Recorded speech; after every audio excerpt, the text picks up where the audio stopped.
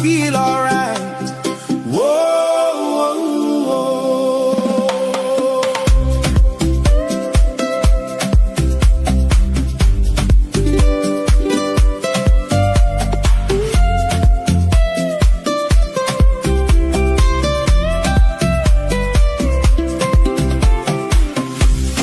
One love, one heart.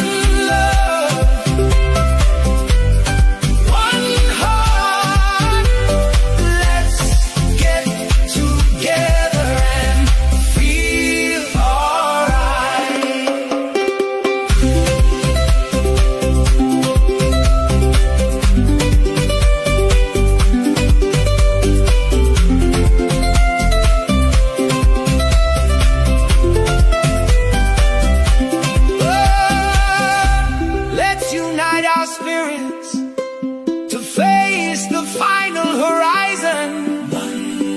So when the Great Spirit comes, there will be no fear. Pity those whose path is fading.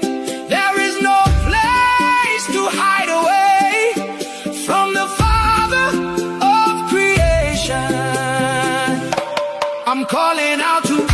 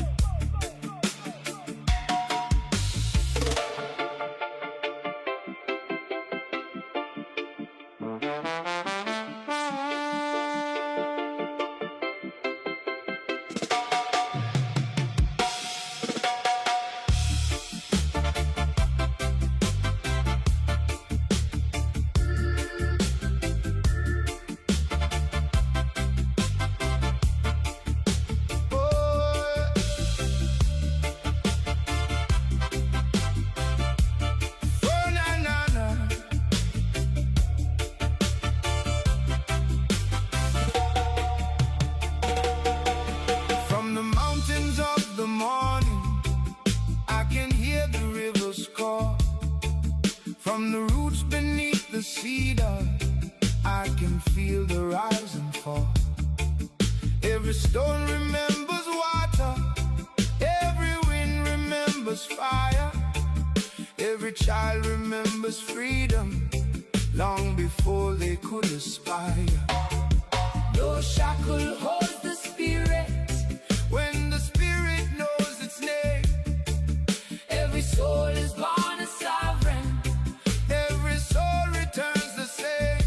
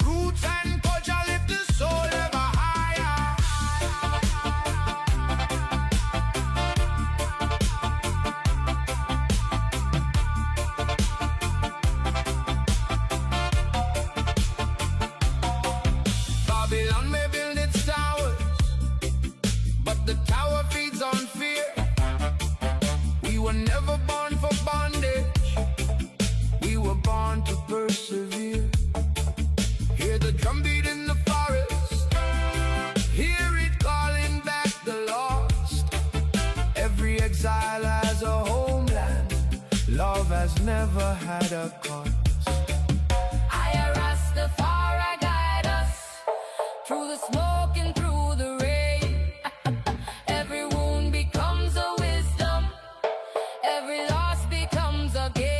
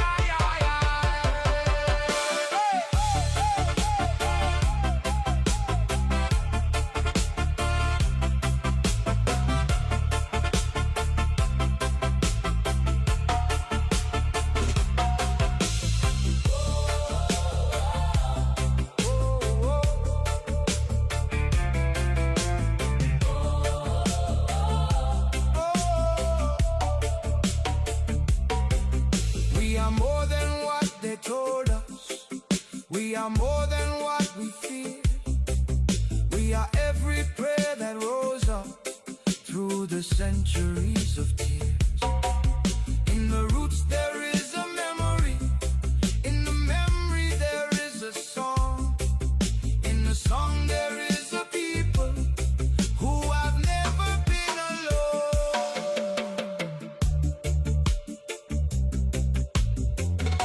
When the night comes quiet and the stars are low, listen to the heartbeat underneath your feet.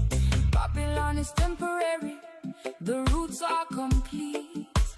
You were never lost, love was never crossed.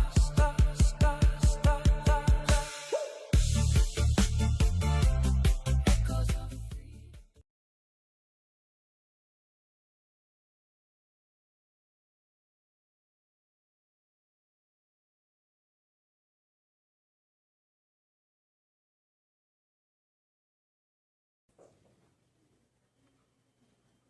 Dankjewel. Nog eens, geachte aanwezigen, dank voor het geduld dat u met ons hebt betracht. Mag ik u vragen op te staan en een eerbiedige houding aan te nemen voor het zingen van een Surinaams volkslied. Graag nodig ik daarbij uit om ons te leiden Jethro Antjes.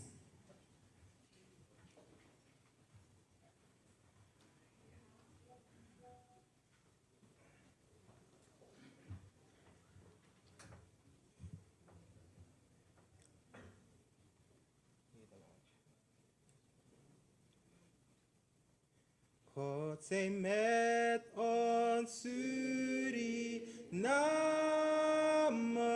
Hij verheft ons heerlijk land. Hoe wij hier ook samen kwamen, aan zijn grond zijn wij verpand. Werkend houden in gedachten, recht en waarheid maken vrij. Al wat goed is te betrachten,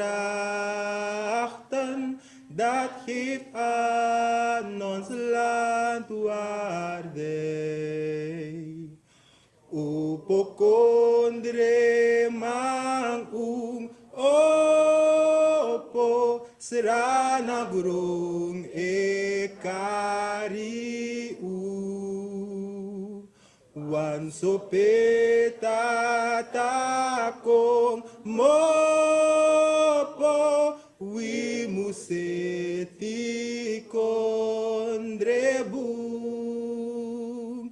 Strede we no safrede, gado de we fesiman. Heri libite na de we safeti gisrana.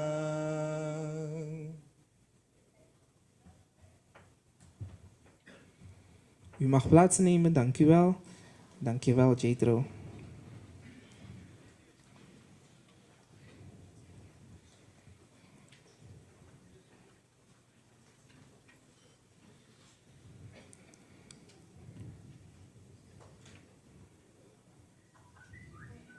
Geachte professor Dr. Wayne Modest, leden van het bestuur van Stichting Nationaal Instituut voor Historisch Bewustzijn, Dialoog en Toekomstkracht NIT, directie- en bestuursleden Nationaal Instituut Nederlands Slavernijverleden en Erfenis NINSE, gewezen directeur NINSE, de heer Erwin Vient, die ons via de livestream mogen volgen. Verder ook van harte welkom de vertegenwoordiger van DNA, de vertegenwoordigers van de presidentiële werkgroep Hertmond 2026, collega-organisaties, leden van de pers, jongeren, overige aanwezigen en onze gewaardeerde gasten. Namens het bestuur van Stichting NIT groet ik u allen van harte. Goedemiddag. Ja, goedemiddag. Super. Namens het bestuur van Stichting NIT in samenwerking met het NINSE heet ik u van harte welkom bij deze betekenisvolle bijeenkomst. Het is een bijzondere lezing, erfgoed als morele infrastructuur, over het waarderen van het verleden, judging the past. Mijn naam is ERFGOED ALS, ik ben de tweede secretaris van Stichting NIT en ben onder meer de trekker van jongere initiatieven. Vanavond mag ik het geheel bij elkaar knopen. Voordat wij officieel van start gaan met het programma, vraag ik uw onverdeelde aandacht voor een plengoffer.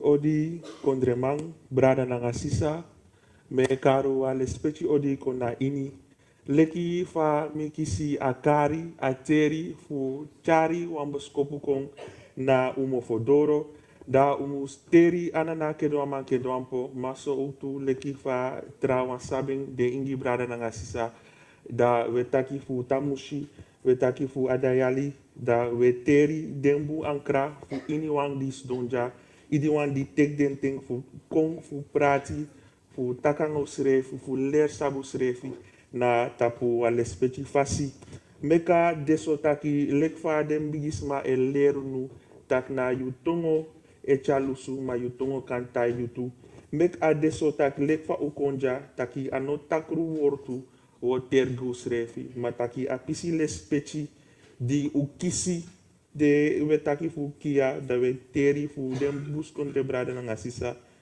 band we taki uno mucha dribi uno mucha skoifi ma mucha ateri na nga lespeci fu usa verstang apisi boskopu fu pe lekfa den karu kona wang don mus magi teri fu api story dati meki aboskopu kon te komitu sili fu mantaki fu makruderi mako meka deso oktu taki diwo kruderang usrefi diwo lerwan usani meki adeso taki uteki meki adeso taki ukenki prakseri mako du oktu bika il alalisi so we kona wang we takfa ufano du srefi we takfa mus uroko makandra fu sani waka morobung ma ete baka dei da ages leki una verstang de woord sa utroku komu tu srefi lekfa ukonja da amu deso taki we kisi a inzicht de wotaki fa fu teku waka morobung te we teri fu den wang di gona wifesi dons giden a grani fu a waka di den teki bika son wan fu den de mek bon fur moiti gi unu deli bon fur baka gi unu ano soso asking ati nanga apeng fu astra fu ting da we teri we giden a grani dati fu ala den talenti bika ano soso peng deli gwe unu na baka ma deli bon fur talenti da we tak tangi lek fa we mek moiti ina libi we proberi de botachi da mu deso ook taki ini one day di u opo di we memre taki u abi alibi blo ete da umu gona ini akring umu de ini asafri umu de ini akoni fu alibi da we trowe ci watra fu tak tangi fu ala de momenti ala de squala di upasa bika efu anobede fu de grawa fu wi unobo knapu unobo manyang unobo mamba wegi da we tak tangi komiti de wandi kibri unu de wandi tekunu fu charu waka fu chari apisi grani nanga lespeci komiti den so oktu bika if we taki we mek muiti en we uroko makandra ko dwen trutru ko knapu ko sor taki ano soso want mo fo taki mak mo pa uit ati ak mo pa uit sili da we tak tangi komiti ini wandi mek muiti fu konja so oktu de yosho swang so wan fu den las libi mom giteri bika debe kong debe abi wamba duling debe kon nanga wasabi debe kong nanga wamba duling lekfa ananabe seteng tapu dan adeso taki we terde waso oktu sang no demoro na we mindri fanafu de yosho swang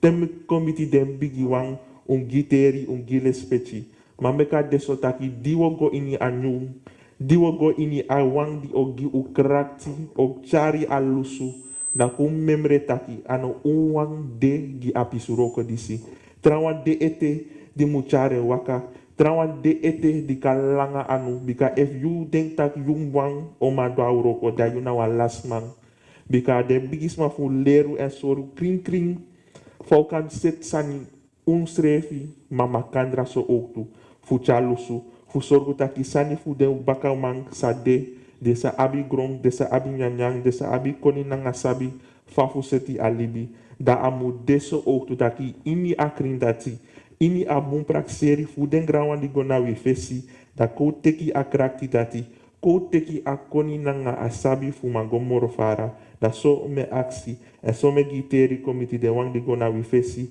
den bigisma di eta hor baka gunu di e gunu akoni nanga sabi fafu feti so fu wan fu de feti bikano alalisi nanga skin umu feti oktu nanga ede bika so wan fu desmai ko nanga ede nanga papira na itapu temu abakoni dati oktu fafu teki en feti de feti dati fu doro pe umus doro na somi de aksi e somi de tak komiti ini wan fu nu fu kisi a krakti fu kisi a inzicht fananga fafu roko fu sa doro pe umus doro bika so wang usama meken kono kibrisan gu srefi kono takti de wasani tatamara unemining tewo tak wasani ko tekan fu bigi ko teken fu alespeci asaka fasi agrani nangabung somi de aksi ini wan fu nu tak dus donja unos don fu soso no kan lasu ting Na meka de sotaki awa tradisi lek fa kring.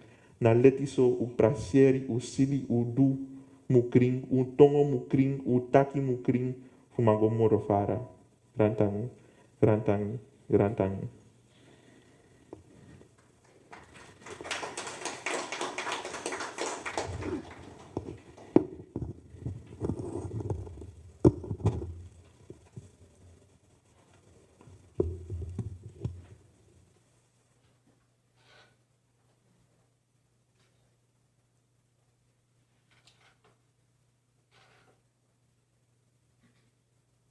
Maken. Erfgoed en historisch bewustzijn beginnen bij de verankering in onze roots. Voor het waarderen van het verleden en het bouwen aan een geheelde toekomst is het essentieel dat wij onze voorouders herdenken, erkennen en hun offers herinneren. Dank aan de heer Ryan LaRose voor dit stichtelijk en betekenisvolle plengoffer. Een mooi moment van bezinning dat ons herinnert aan het fundament waarop wij vandaag mogen staan. Mag ik nogmaals een applaus voor de heer LaRose.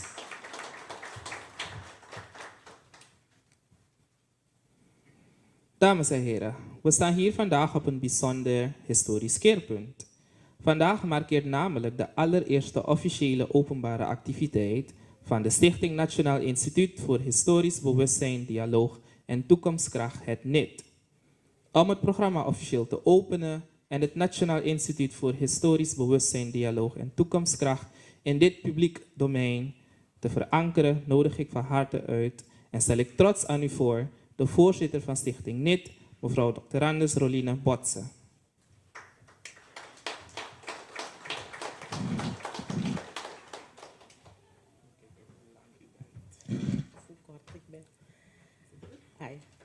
Goedemiddag iedereen. Mag ik jullie allen van harte welkom heten. Ik ga het in één zeggen en dat is, ik heet ieder welkom, ook de hoogwaardigheid bekleed dat je 1 keer. Stichting NIT is, mag ik u welkom heten namens de stichting. We zijn opgericht op 2 juli 2026. Ik ben een klein beetje zenuwachtig aan mensen. Ik denk dat jullie het ook merken aan me. Mijn geduld daarvoor. Het is voor ons een waar genoegen dat jullie hier zijn. En ik kijk naar de zaal en ik ben zo blij dat de zaal vol is. Dat wil zeggen dat er ieder wil komen luisteren naar de professor Dr. Wayne Modest, die het eerste moment toen we hem vroegen, hij gelijk heeft gezegd, ja, ik wil. En we zijn hem heel dankbaar dat hij vandaag hier is. Vooral waar het onze eerste activiteit is. Verder geven we ook aan dat het voor ons als stichting heel bijzonder is, omdat we hadden die activiteit gepland en toen hoorden we dat de president de maand augustus heeft afgeroepen tot New Heritage Month. En wij dachten, dat past helemaal bij ons. Ik gaf al aan, we zijn op 2 juli 2026 opgericht. Het bestuur ziet er als volgt uit. Ik ben de voorzitter van. De ondervoorzitter is meester Steven Yakaumo. De eerste secretaris is Sherwin Piquet. De tweede secretaris is de heer Miles. De eerste penningmeester, dat is mevrouw Maureen McNack. Die is uitlandig, jammer dat ze er niet bij kan zijn.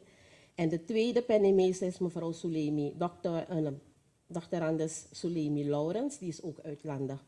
En dan hebben we als lid de heer Henk Sacco Jr. Omdat we als stichting van oordeel zijn dat wij toch wel een goed ding willen gaan doen, hebben we er ook voor gekozen om een raad van toezicht te hebben. Om te kunnen kijken wat wij allemaal doen en als we het goed doen. Daarvan hebben we dat mevrouw Margaretha Malonti, zij is de voorzitter van. Mevrouw Patricia Kayu Rama Mari, die is ook lid van de raad van toezicht. En de heer Chas Warning. Deze stichting heeft als belangrijke doelstelling het streven naar realisatie van genuanceerd en realistisch beeld van het slavernijverleden en zijn erfenis in Suriname vanuit diverse invalshoeken, ten einde dat verleden en de erfenis onder ogen te zien, te denken, herdenken, verwerken, medegericht op de toekomstige generaties. En voorts al hetgeen met anderen rechtstreeks zijdelings verband houdt en daartoe bevorderlijk kan zijn. Alles in de ruimste zin van het woord. Dus de organisaties die al bezig zijn met slavernijverleden, we reiken jullie allemaal een hand, want we willen het samen met jullie doen. Dames en heren, vanuit deze plaats bedankt het bestuur van NINC die ons heeft ondersteund. Deze stichting is ontstaan na de tweede expertmeeting van NINC in november vorig jaar. We zijn toen bij elkaar gekomen en we hebben het erover gehad en we hebben bij NINC het verzoek gedaan van de resultaten uit die expertmeeting zouden we graag invulling aan willen geven. En ze hebben een handreiking naar ons gedaan. Zij hebben ons ook ondersteund bij de oprichting. En zij hebben ons ook geholpen met het financieren van deze mooie middag. Waarbij professor Dr. Wayne Modest ons is komen ondersteunen.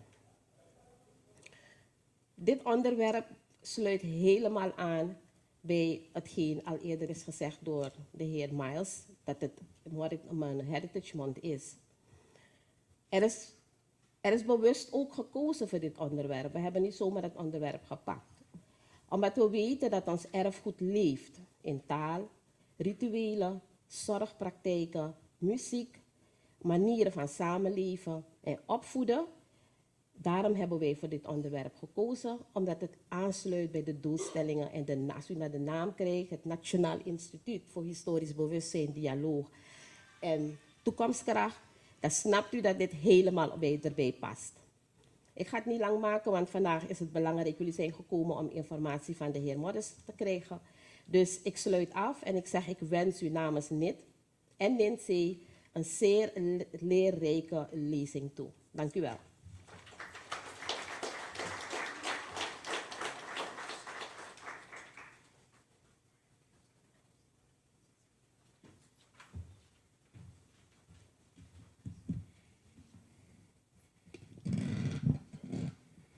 Hartelijk dank, voorzitter mevrouw Botse, voor deze richtinggevende woorden.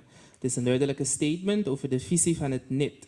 Het NIT, zoals u hebt gehoord, is precies een maand geleden, 2 juli, officieel opgericht. Een instituut dat is ontstaan vanuit eigenlijk een heldere overtuiging. Het kennen van onze slavernijgeschiedenis is geen louter achterom kijken, maar het vormt juist de motor voor dialoog en bovenal voor maatschappelijke toekomstkracht. En die toekomstkracht, die brengen we vandaag samen in de praktijk. Met deze lezing, deze bijzondere lezing, met de gesprekken die we straks zullen gaan voeren, met de inzichten die we straks met elkaar zullen delen. Vandaag mag dus eigenlijk alvast dienen als een basis. Zoals u reeds is voorgehouden, het is een bijzondere periode, Heritage Month 2026. Het is fijn ook dat dit initiatief valt in deze bijzondere periode. Het is een bijzondere periode van nationale bezinning op onze historische identiteit, maar ook onze culturele rijkdom. Deze lezing, zoals u is voorgehouden, organiseren we trots in samenwerking met het Nationaal Instituut Nederlands Slavernijverleden en Erfenis NINC, een partner waarmee we gezamenlijk bouwen aan bruggen van herinnering, kennisdeling en gerechtigheid. Mag ik alsjeblieft een applaus voor het NINC.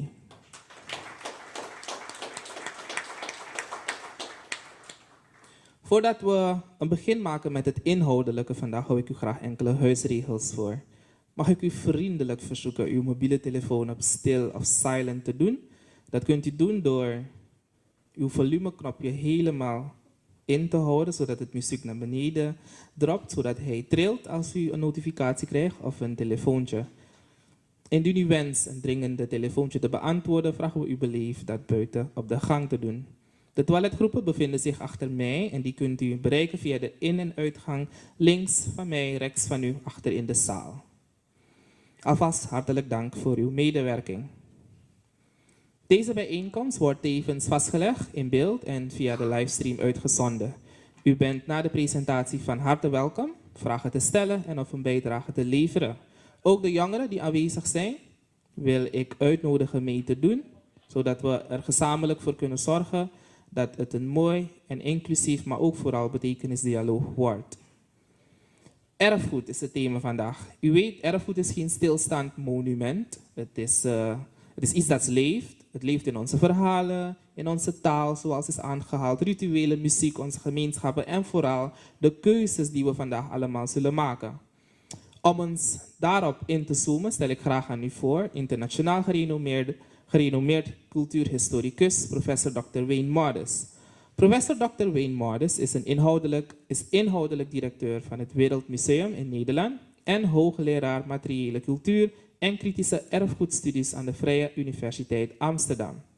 Zijn werk beweegt zich op het snijvlak van geschiedenis, erfgoed, kolonialisme, musea en maatschappelijke rechtvaardigheid.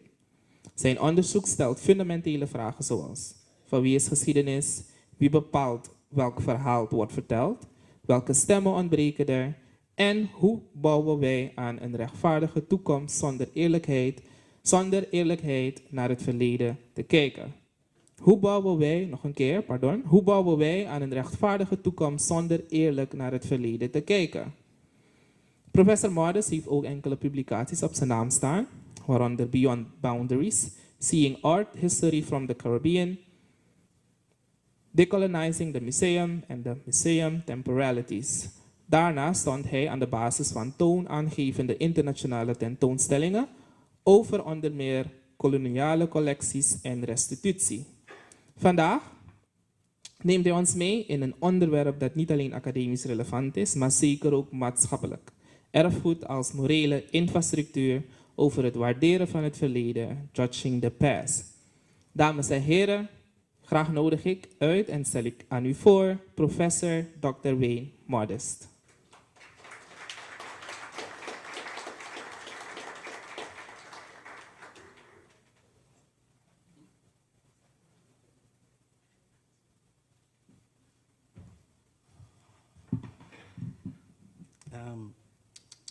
Welke? Deze?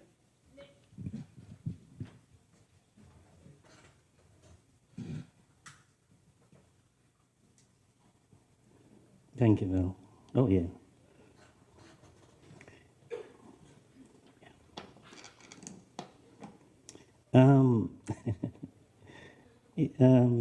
In het Engels zeggen we vaak no pressure.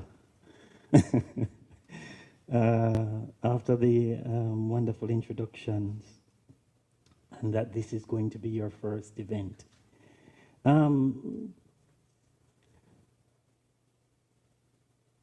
I will do this in English, but I'm going to answer every question in Dutch. Mijn Nederlands is best wel goed, maar nog steeds een beetje Jip en Janneke, as they zeggen. I'm going to do it very slowly, and some of the things that I will do will be on this screen. First of all, I'd like to thank you, but not to just thank you for de uitnodiging om hier te komen en hier te spreken. Eigenlijk heb ik de laatste, sinds afgelopen woensdag hier in Suriname. En vanochtend ging ik naar Mungo.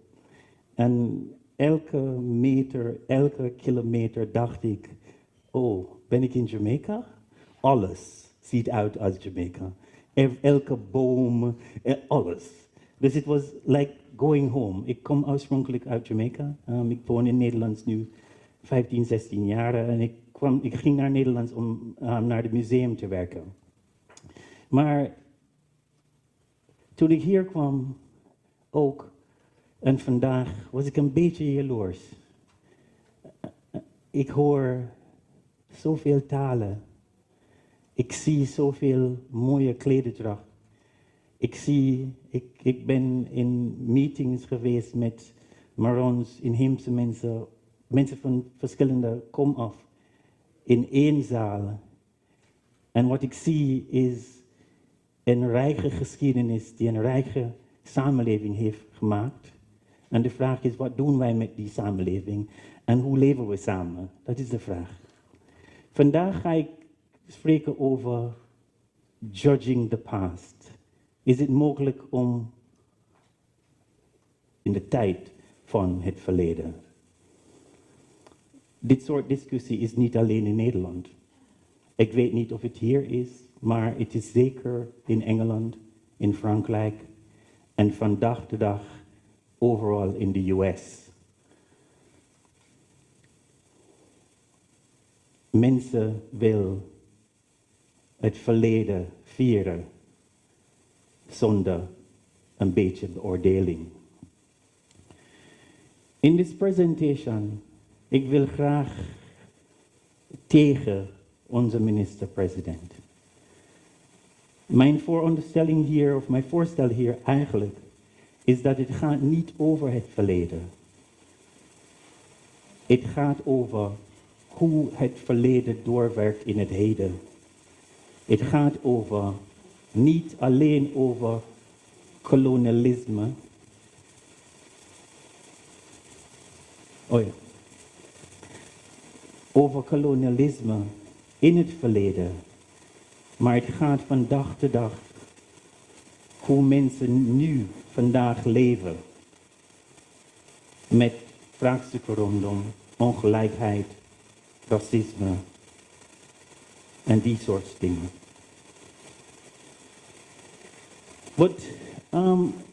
De premier's comments waren niet... Komt van mij?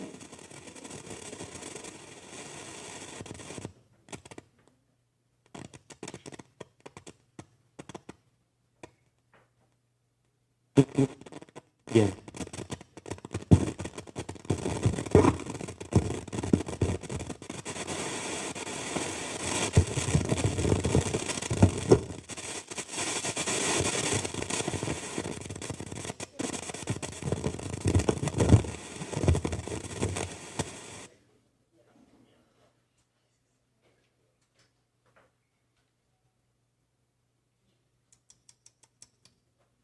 Beter.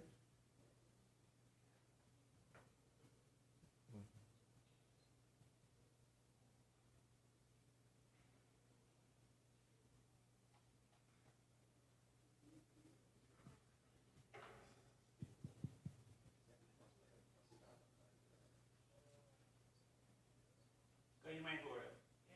Ja? Ja, we gaan dit oplossen. Maar ja, de vooronderstelling of de voorstel van onze premier toen was niet nieuw of bijzonder, eerlijk gezegd. Eigenlijk al in de jaren 90 was er bijna hetzelfde discussie gehad in Engeland. In de jaren 90, 69 heeft de University of the West Indies vice-chancellor en reparations activist and historian Professor ERFGOED ALS reminded us of a similar issue in the House of Lords in England when he said, and I quote, on March 1996, Lord Gifford filed a petition motion, a reparations motion in the House of Lords, asking the British government to acknowledge the crimes of colonialism and slavery. The Lords, led by Lord Wilberforce, and I don't know if you know, as it been over the proceedings van the Brits colonial verleden, maar Lord Wilberforce was the great-great-grandson van Wilberforce, the abolitionist van 1807 of so.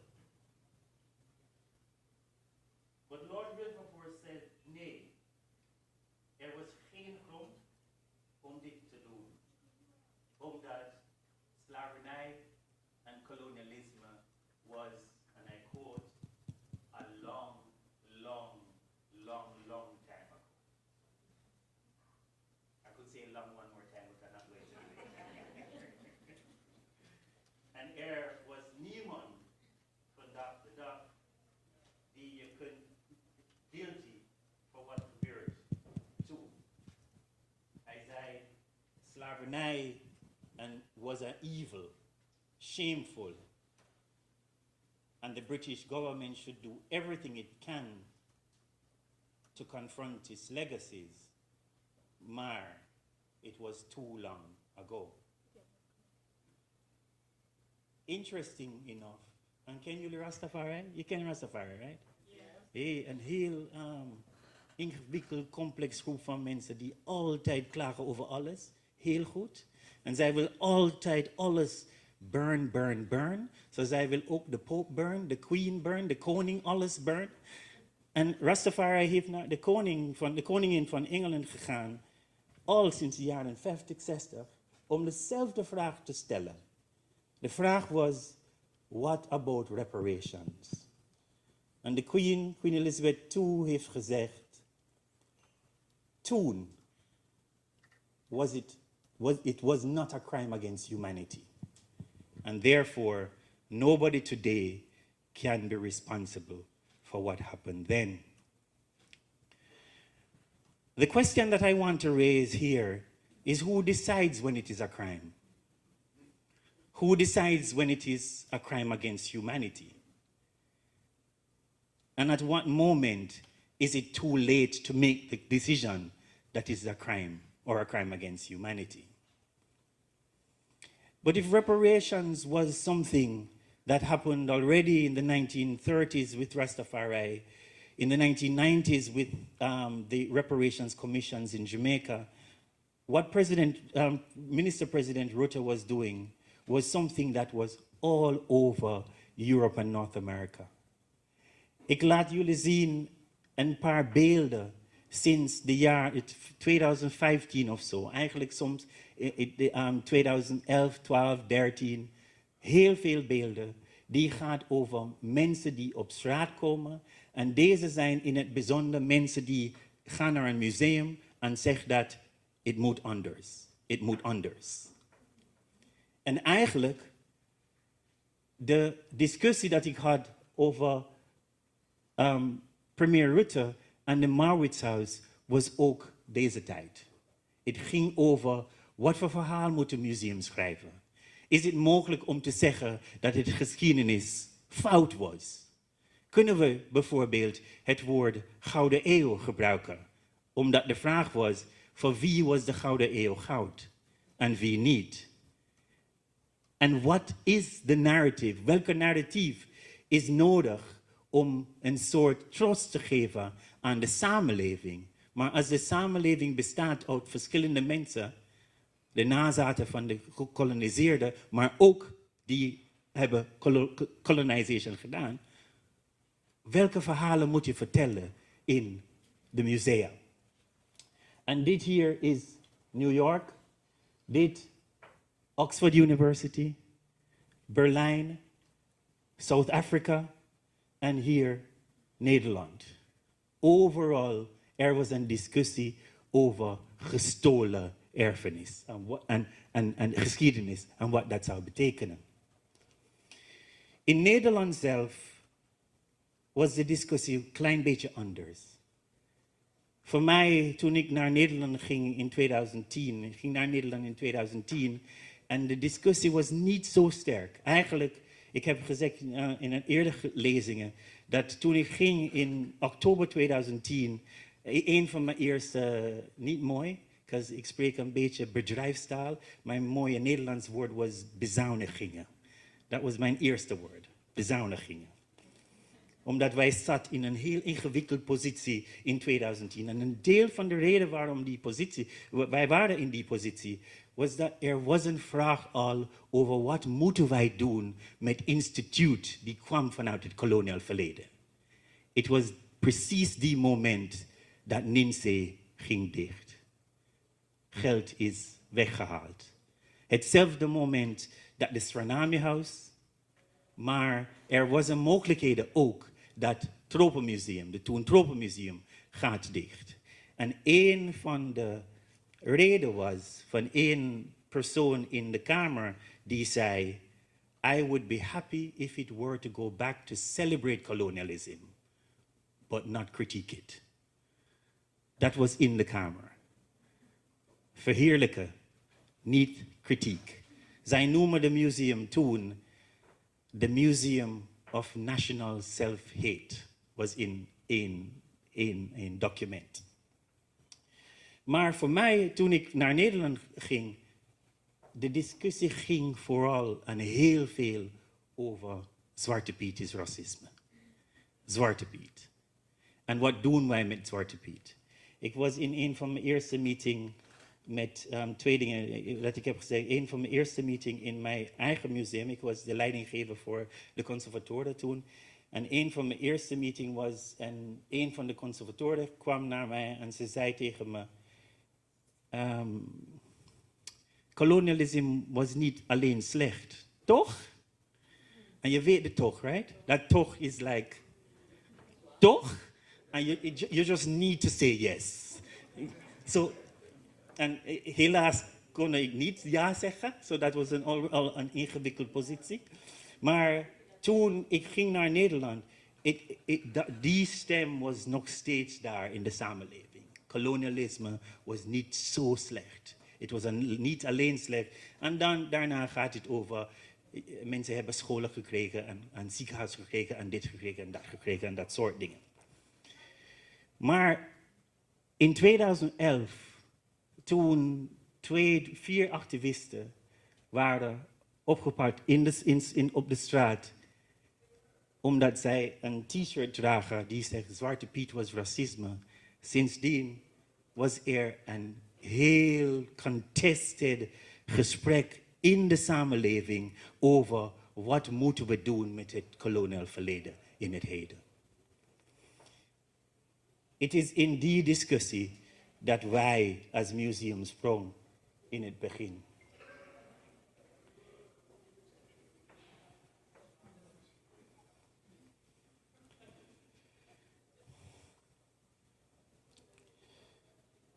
Nou, vandaag is Zwarte Piet niet zo groot in Nederland. Of het is groot met sommige mensen en niet met iedereen. Eigenlijk, sommigen van jullie weten dat onze minister-president, he also intervened in that discussion. Het was niet zo goed voor hem. Toen hij zei dat zijn vrienden in het Caribisch gebied hoeft niet zijn gezicht te verven. Omdat zij waren al zwart, so dat was geen probleem. Dat was een beetje schaamtelijk toen hij dat zegt. Maar dingen zijn helemaal veranderd in sommige delen van de samenleving. En nu bijvoorbeeld in heel veel gemeenten, er is roodvet Piet of Piet is verschillende kleur. Het is een verandering in de samenleving. Mijn eerste punt dat ik wil met jullie bespreken, het is wat betekent controversie voor hoe wij kijken naar het verleden en de toekomst. En is het mogelijk als museum dat controversiële geschiedenis te omarmen en niet weg, maar omarmen en mensen uitnodigen om die discussie aan te gaan. Dat is een van mijn eerste. Maar er waren ook andere controversie. Er was de controversie over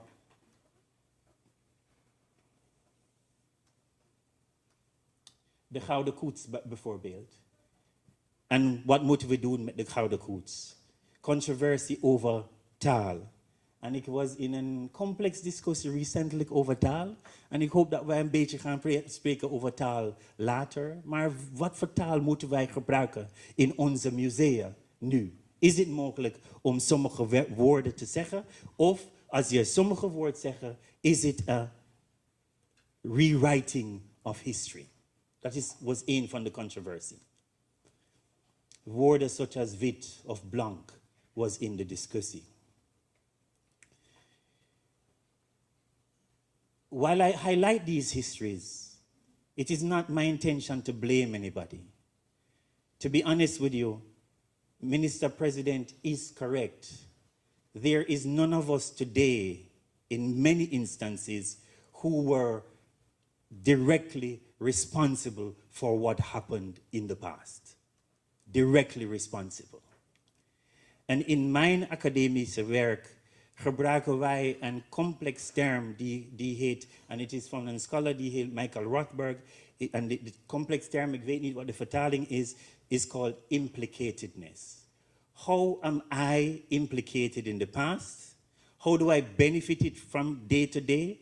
And what can I do to create a future where my benefits is not against others? And I give you one example of benefit. And I'm going to use myself personally. voordat ik een Nederlands paspoort had, ik had Jamaicaanse paspoort. En ik weet niet wat het is in Suriname, maar met een Jamaicaanse paspoort is goed als je naar Suriname wil komen. Dank jullie wel. Kenia en een paar plekken, maar anders is het basically nutteloos. Because most of the formerly colonized world cannot travel anywhere. Whereas the formerly colonial world can travel to most of the world. Ik zeg het altijd, dat in de discussie over restitutie bijvoorbeeld, als ik een samenwerking wil aangaan met de mensen uit Indonesië, kan ik in mijn flipflops naar Indonesië gaan zonder visum, zonder wat. Maar elke iemand uit Indonesië moet mij vragen voor een brief te schrijven en zij moet alles laten zien that they are going to go back. The visa regime is a colonial regime. And the vraag is, how do we think about our implicatedness? What do we benefit from colonialism? And why do only some people benefit while other people need to have negative benefits? When I was in Jamaica, when I moved to London, the day after I left London to move to the Netherlands, I couldn't go back to London because I had given up my visa. And so they invited me to go to Düsseldorf to get a visa. And that is also one of the problems. Dat we hebben iemand net uitgenodigd vanuit Ecuador, om naar Nederland te komen. Maar er was geen Nederlands ambassade in Ecuador. So zij moet naar Peru gaan om de visum te krijgen. En dat betekent ook dat soms de arme mensen moet meer betalen om te reizen. Maar toen ik naar Düsseldorf ging, en ik heb alle bewijs gedaan, mijn ogen, mijn vingers, alles gedaan. En ik heb mijn paspoort ingediend en ik heb betaald. En toen, een maand daarna, ik heb mijn paspoort teruggekregen en het was een andere kleur. En ik dacht, wow, they bleached my passport. Maar toen ik de paspoort opende, ik had de bewijs dat they bleached my passport. Because the person in the passport was niet ik. Zij was een vrouw, was really bleaching. Zij was wit, echt bleaching. En zo, ik dacht, oké, er is iets verkeerd. En ik heb een berichtje gekregen van de vrouw. We gingen naar Central Station and like espionage, like one of those movies, we just kind of switch the passports like this. Maar the British embassy called me and they said, in a lovely British accent, they said, Mr. Modest, I think we've made a mistake. Could you please just put the passport in an envelope and send it back to us? And so I said to them, you just asked me to come and do all of the security, and now you're just telling me to post the passport to you? And he said, oh, sorry. The question of mobility and movement is a part of the question of what it betekent om de soort benefits dat wij krijgen van het koloniaal verleden en de mensen die die benefits niet krijgen. En er is, en ik hoop dat dit niet too controversial is, maar er is in de theorie een heel grote academicus. Zij heeft een mooie artikel geschreven van 80 bladzij. En de artikel heet Whiteness as Property. Dat witheid is a property value. So whenever you use it, you get better jobs, easier toegang, easier whatever, because that is an afterlife of the colonial past. My contention, though, and my contention met onze minister-president, is that time falls onto each other. That some things out of the past don't go away. That the racial hierarchies and the racial infrastructure on which colonialism was based are still the infrastructures that haunt us in the present. And what that means is that in a very strange and difficult way, that the past is not just the past. So als het gaat over the colonial past. The colonial past lives in the present. We call that folded time. And racial logics fold onto our everyday. That Dune by Oak, and that is why I'm going to show you a book later, where I speak about things like words. Which words do you use to describe people? Is there a racial logic embedded in a word? And how does that move forward? How does skin color affect which job you get or how you are perceived in an airport? Those are the questions, which is folding of time. There is a beautiful and brilliant scholar, Saidia Hartman, one of my favorite scholars, and she describes it in this way. Ik heb hier de Engelse, and dit is de Nederlandse. Ik hoop dat het een goede vertaling is. And Saidia says, if we keep talking about slavery in the present, it is not because we just want to talk about slavery over and over and over again. Not because we are just interested in its artifacts. The artifacts and objects from a long time ago. But it's because there are lives that are still held precarious today. And for Saidia, working mostly from the United States, this afterlife is actually about people having different chance to life. For Hartman, the issue is being fought for is not an issue of the past, but about the many ways in which race is heritage and racism is heritage. It is something from the past that lives on into the present. And it influences how we understand the conditions of inhumanity that we had in the past and the one that goes on in the present. I'm setting you up for another heritage. This is what I would call the negative heritage. Because heel vaak denken wij alleen dat erfgoed is positief. Maar het is niet zo. Er zijn negatief overblijfselen van het verleden that lives with us today. And the vraag is, which one of the moral infrastructure do we choose from?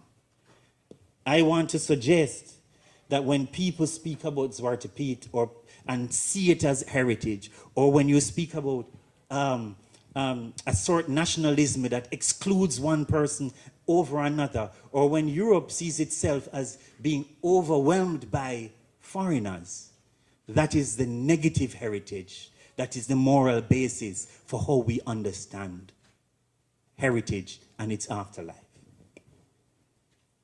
One of the other scholars that I work with and I like a lot is David Scott. And I hope that...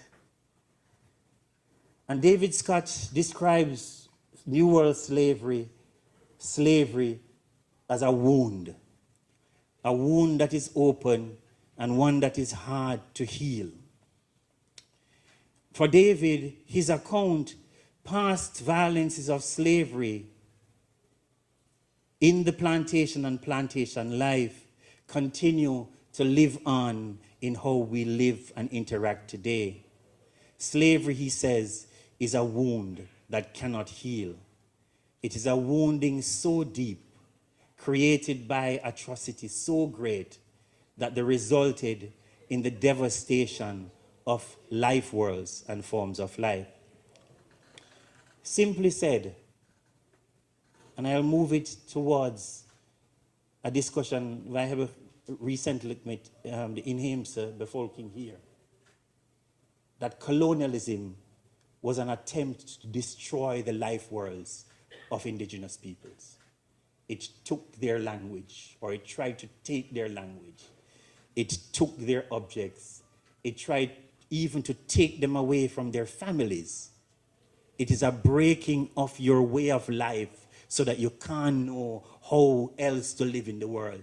And actually what it does, which is a part of the negative heritage, it tells you that almost everything that you've come to know about yourself is bad. Daarom zeg ik net hoe jaloers ik was. Dus toen ik opgroeide in Jamaica, ik hou van mijn moeder. En toen ik thuis ging met mijn haar zoals dit. Mijn moeder, zij staat op een stoel. En dit is een heel Jamaicaanse ding te doen. Zij doet dit alsof zij pijn hadden in zijn knie. En ze zei, Wayne, why did you do this to me? En ze begon een beetje te huilen. Maar ook een van haar, wanneer als zij trots wil, zij zei, my son speaks English very well. Because in de Jamaicaanse context, om Jamaicaans te spreken, is niet goed. Dat daar is negatief.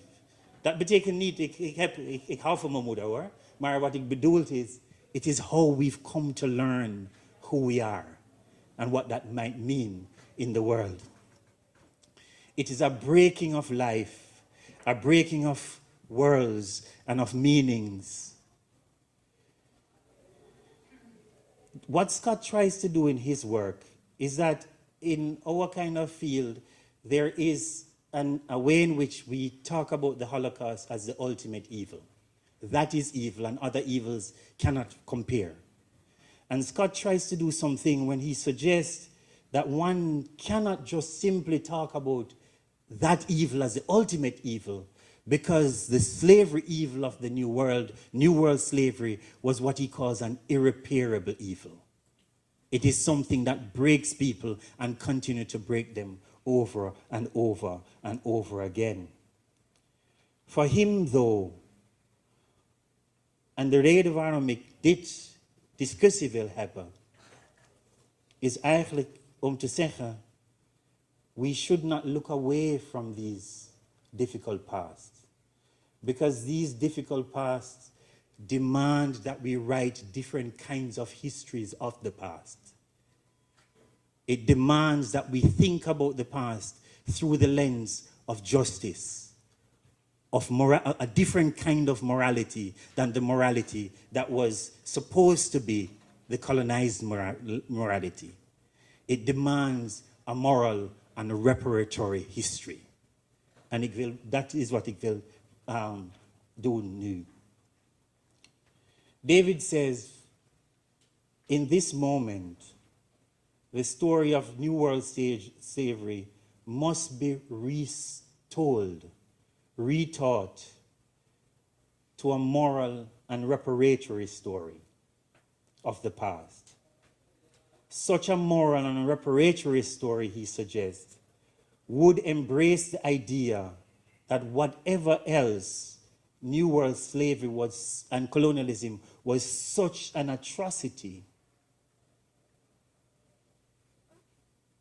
a moral evil, he says, that was perpetrated over generations on the humanity of people. And such acknowledgement demand that we write other kind of histories.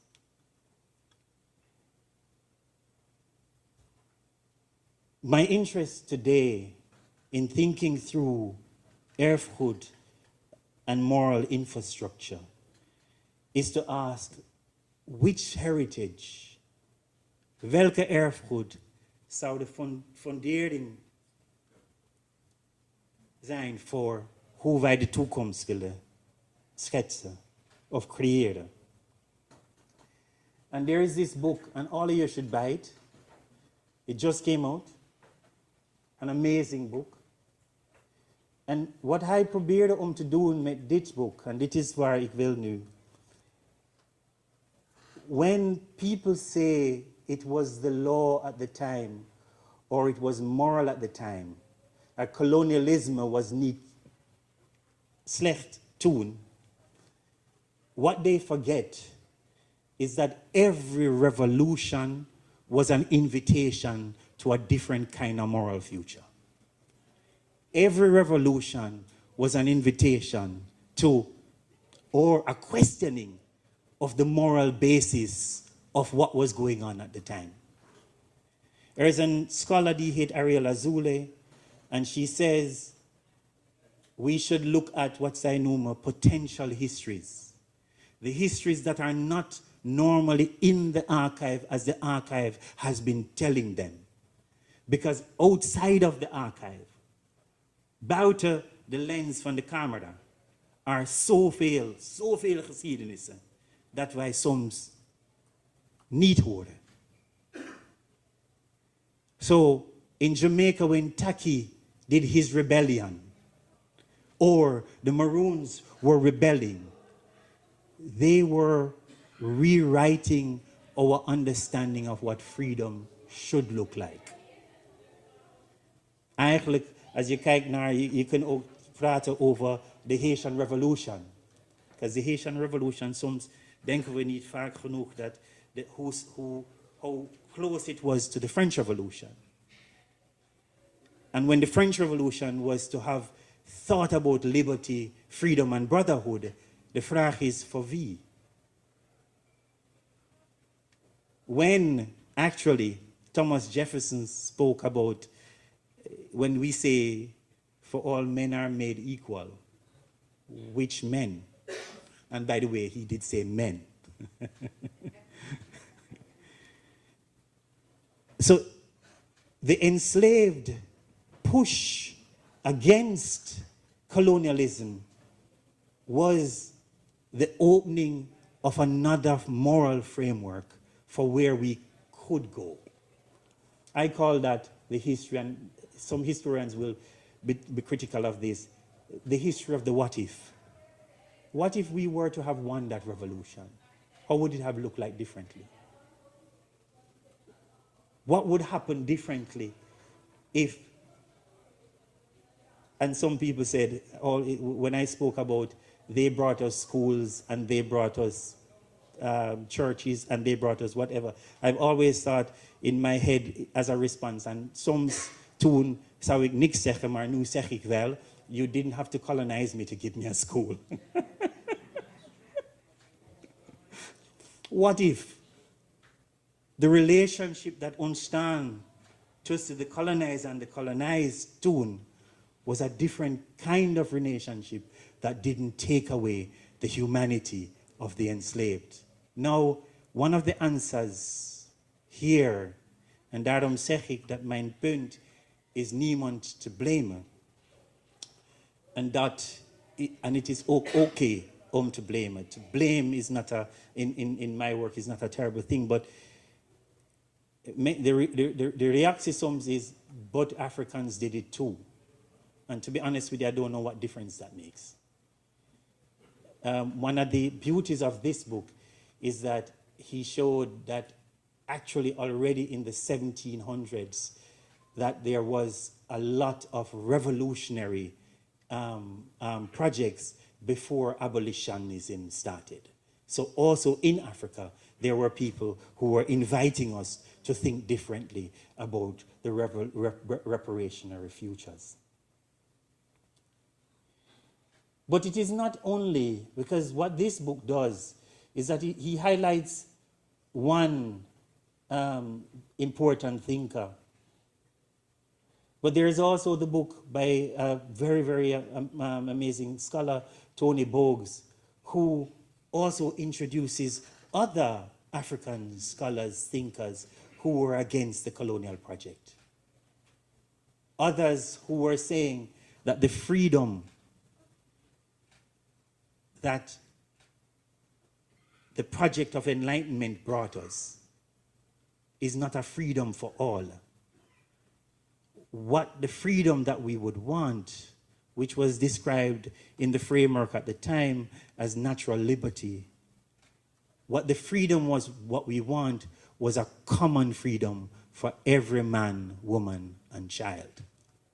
Now, one of the things that we don't speak about very often, because within philosophy there is also a discussion of whether certain philosophers were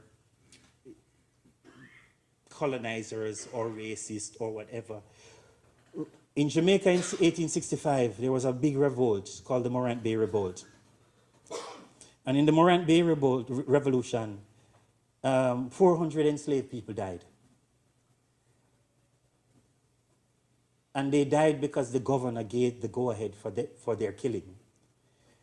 And there were two camps in the discussion, if I understood them well. One camp believed that the enslaved were not savable. They were just uncivilized, and there was no saving them. The other camp believed that they were still uncivilized, but they could be saved.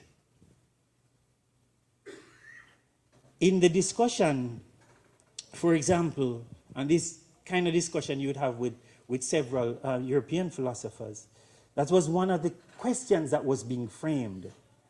Whether or not the anti-slavery movement was a movement for equality, or was it a movement that would suggest that they might be equal after a time?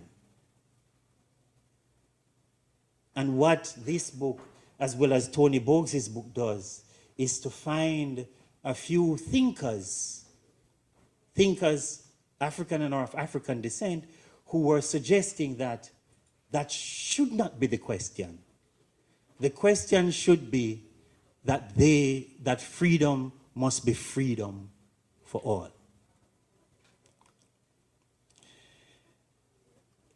The work that I'm interested in, being in the cadres van deze discussie, is what is the intellectual heritage that we need to be a part of, that we need to write, that would give us the kind of futures that we want. What would be a reparatory history or a reparatory heritage that will offer us the foundation for a different kind of future? I want to suggest that that intellectual history or that reparatory history is to be found in the struggles, the fights, the revolution of the colonized. That looking at their everyday acts of refusing to give in to colonialism must form the basis for the future that we want. Now, today, there is a discussion over reparation from the Caribbean Gebied, and they've brought a motion together with Ghana around how do we think about reparations. What I'm suggesting is that we need to reorient ourselves and the histories we write away from abolitionism, away from trying to excuse the past by saying it was moral at the time, to try and uncover the radical potential for a different kind of history that is embedded in communities. But that there is about freedom. I want to give you one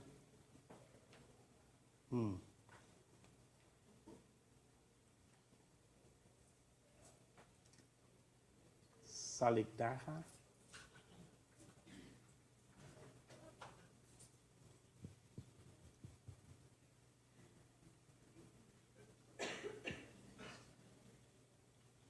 All right. Je kan kijken naar mij, is oké.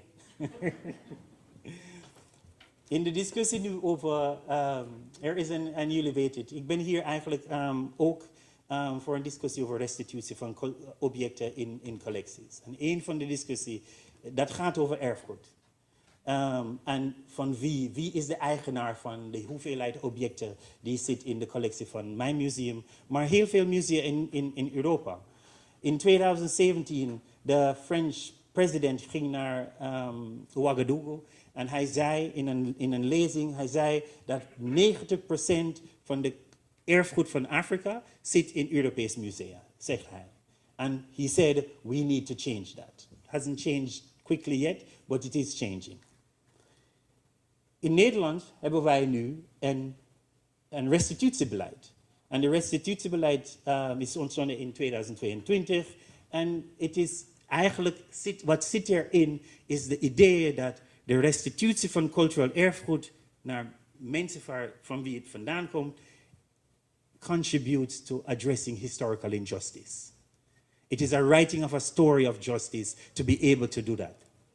Maar ik werk in de museale sector nu 25, 30 jaar. En ik kan jullie vertellen dat tot die tijd in 2022, of nee, 2018, restitutie was niet zo makkelijk. Eigenlijk, er waren een paar grote obstakels voor restitutie. Eén was eigenaarschap. Wie is de eigenaar? Maar de andere was the law. En wat zij zegt heel vaak is, it was the law at the time when it was taken. And therefore, you can't give it back.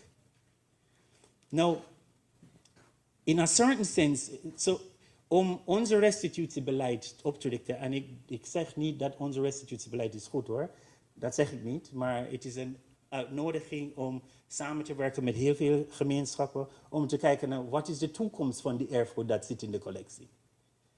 Maar wij moeten een vraag stellen over de statement. Het is een vergelijkbaar statement als je kijkt naar de statement van de minister-president toen hij zei,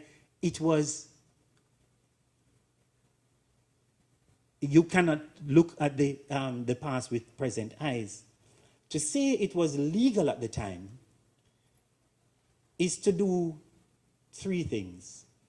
One, it does not ask the question if it is the same law that colonized people and created the racial hierarchy that also created the conditions for the objects to be taken. So which law was it that was the law at the time? So de vraag zou zijn, was the law itself racial or racist? En als je kijkt bijvoorbeeld naar Indonesië, in the wet itself there was a legal framework that aligned along different racial groups. So was the law itself racial or racist? The second thing is, whose law and whose idea of ownership? Nou, één ding dat wij hebben met heel veel verschillende mensen geleerd, als het gaat over erfgoed en eigenaarschap en cultuurbewustzijn, is dat met heel veel verschillende groepen, individual eigenaarschap is not a part of the group's understanding. Ik weet niet of hetzelfde hier is, maar in Jamaica, voor de Marons, it is common property. And common property betekent dat als je Marons bent, you cannot sell anything to anybody without the community giving permission. So it is niet individual property. Dat betekent dat in mijn museum toen ik in Jamaica was, elke keer dat wij moeten kijken naar who did we get permission from? Was it a community that gave it? Or was it somebody who we sold it to? And because it is not going, I can't show you the other slides, but then the third thing that it doesn't say it was the law at the time, and er is een voorbeeld, een mooi voorbeeld van, is that colonialism broke communities in such terrible ways. It created conditions that for many communities was so difficult. Poverty, that communities needed to sell objects to survive. And therefore, the selling of objects was a part of how they would survive into the future.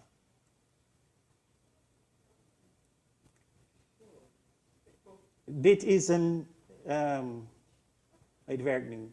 Dit is een mooie voorbeeld van eigenlijk een frame voor ons.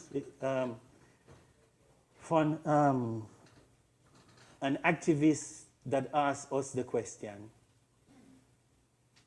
It stopped again. In Een paar jaar geleden, ik zou zeggen in 2000, misschien 21 of 22, er was een activist die liep binnen in een van onze museum en hij heeft één object weggehaald. Literally. He just walked in and he just said, oké. Hij heeft dit niet gedaan zomaar. Eigenlijk wat hij heeft gedaan, hij liep naar binnen en het duurt ongeveer 20 minuten voordat hij naar buiten liep. Hij heeft het object weggehaald, hij stond voor een camera en hij had een hele lezing gegeven over waarom hij dit doet. And the basic question that he asked with that was, who is the thief? Who is the thief? Is it possible that we will call him a thief if we stole it in the first place? And is he just stealing what was stolen from him? As an activist, what he was trying to suggest, basically, is that we need to rethink the legal intellectual framework. And this is what ik bedoelt with the kinds of intellectual histories that we need to write, the other histories that we need to write of the enslaved. That they're inviting us to ask questions of what is the kind of legal order that now makes it so that some people have livable lives and others not? What kind of mobility order makes it so that some people can walk around easily into the world? What is the framework of the idea of freedom that some people can move around easily into the world? But one of the things that we've been struggling with is even how do we describe heritage? Voor wie? Mijn laatste voorbeeld, en dan ga ik afsluiten met iets anders, is wij hebben een trommel teruggegeven aan een groep van inheemse mensen vanuit de US. En we hadden 7 objecten vanuit de US, van die groep. We hebben het gekregen in de eind 19e eeuw. Het was gekocht. De antropoloog heeft de mensen geld gegeven en misschien een dag daarna hebben de mensen gezegd, ik zou dat niet moeten doen. Ik wil het terug. Maar de antropoloog zei, it's done. En het kwam naar Nederland. En recentelijk hebben we het teruggegeven en er was één, wat wij zouden kunnen noemen, trommel. En de trommel, toen wij in de onderhandeling waren, was er een vraag, wat moeten we doen met de trommel om het terug te sturen naar de US? En mijn collega-director zei, Governor, we're going to put it in she basically was saying, we are a really good museum, we pack things really well, and we are going to put it in a nice box and send it back to you. And right when she said that, she became ashamed. Because hij zei tegen haar, nee mevrouw, dat kan je niet zeggen. Deze trommel is geen object. Het moet niet in een doos. Deze trommel is mijn voorouder. En dat, als mijn voorouder, ga ik een stoel reserveren voor de trommel in de vliegtuig om terug naar de US te gaan. Dat was niet alleen wat zij hebben gedaan. They also hired a plane. The entire plane. For the 6 objects and the ancestor to go back. Wat dat doet voor ons als museum is de vraag te stellen, wat betekent object eigenlijk? Voor wie is een object? Hebben wij de kennis over erfgoed en de erfgoed van verschillende mensen om dit goed te bewaren? Wat moeten we doen met de gemeenschap om dat goed te bewaren? En nu hebben wij een nieuw project. En dit nieuwe project gaat over cultural care, wij noemen het. En dat betekent dat preservering voor ons als museum zegt dat wij moeten alles doen als instituut om de broken life worlds to help the broken life worlds. Dat is wat the heritage as infrastructure betekent voor ons. Dat een collectie, dat objects can help communities to mend, to heal, to grow, to create new futures. De enige vraag dat ik wil stellen, en er was een vraag die kwam eerder vandaag, is wat gebeurt als één gemeenschap en een andere gemeenschap vechten over erfgoed? En is dat goed of slecht? En ik heb niet gezegd dat ik ga het niet antwoorden, maar ik ga het niet antwoorden. Ik wil dat jullie dat antwoord geven. Is het mogelijk dat erfgoed, dat wij noemen erfgoed als the site of relations, waar wij leren over elkaar, wij steunen elkaar en eigenlijk de keuze dat we maken is om te verzorgen that all of us reach the different kind of futures that we want. En dat betekent dat against meneer, the idea of judging history is that we judge the past not so that we are responsible for the past, but we judge the past because we are responsible for the future that we can create. And that is what ik bedoelt met implicatedness. It is not a guilt about het verleden. It is eigenlijk a guilt that if we don't do good enough, we cannot make the future that is going to be eerlijk, gelijkwaardig voor iedereen. In die zin is guilt about the future. I dropped the mic by saying that very often we think heritage is about the past. Heritage isn't. Heritage is actually about now and what we want tomorrow to look like. Thank you, Lula.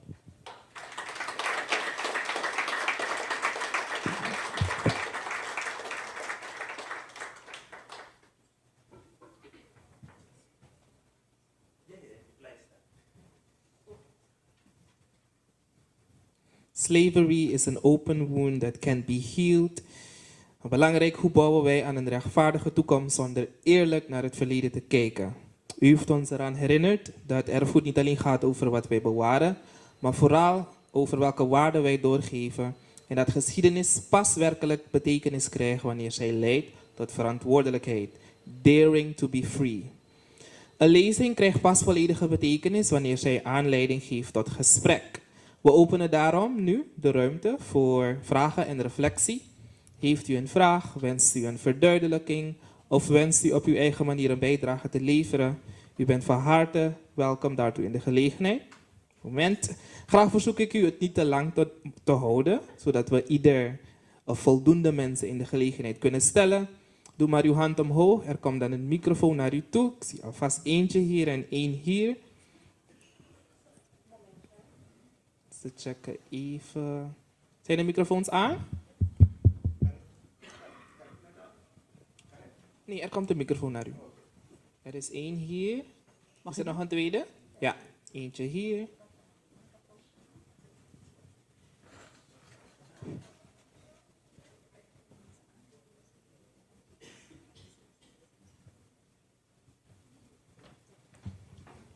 We vinden het fijn als u even vertelt wie u bent. Als u er namens een organisatie bent, vinden we het ook fijn als u vertelt namens welke organisatie. En dan uw bijdrage. We beginnen hier voorop. Ja, goedenavond. Ik ben ik ben Jaka Omo. Ik ben advocaat van beroep. De lezing van de professor heeft mij getriggerd, omdat hij vaker heeft aangehaald. Legal order. Was colonialism, was slavery, was het legal? En dat heeft mij getriggerd. Ik heb niet alleen een degree hier in national law, ook international law, international comparative law. Oké. Ik heb onderzoek naar verricht en ik heb ook een lezing mogen volgen van een heel belangrijke professor.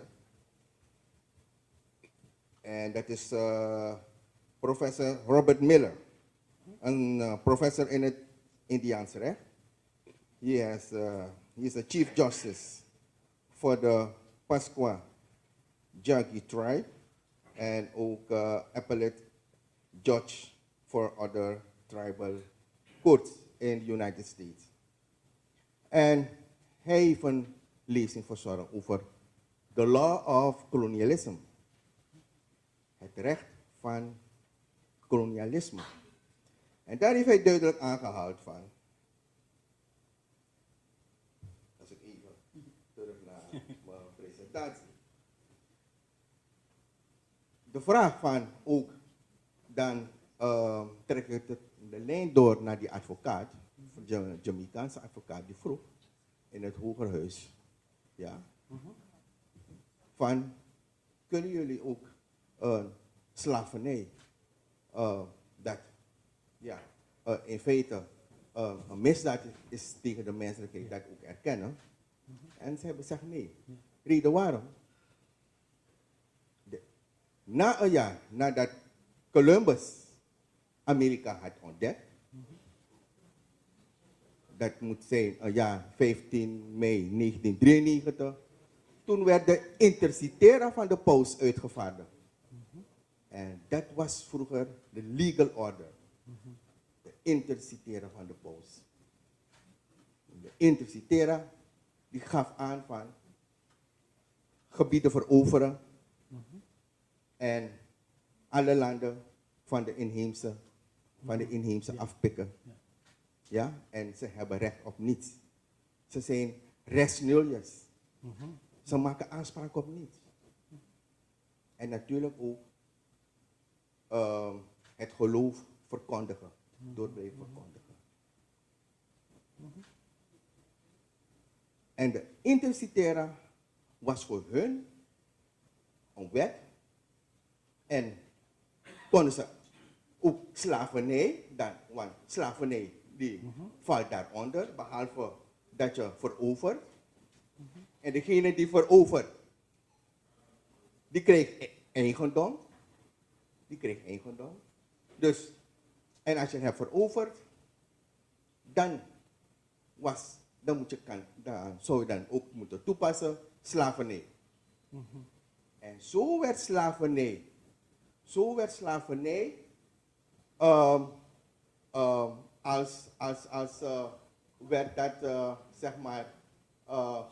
werd dat gecoverd door de intercitera.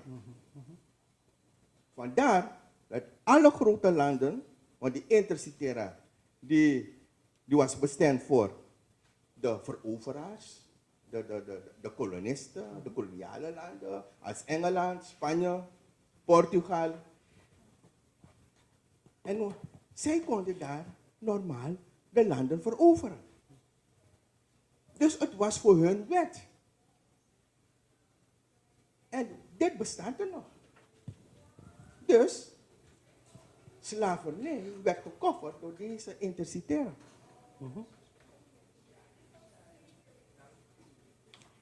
Ten aanzien van de slavernij, nou, in Suriname,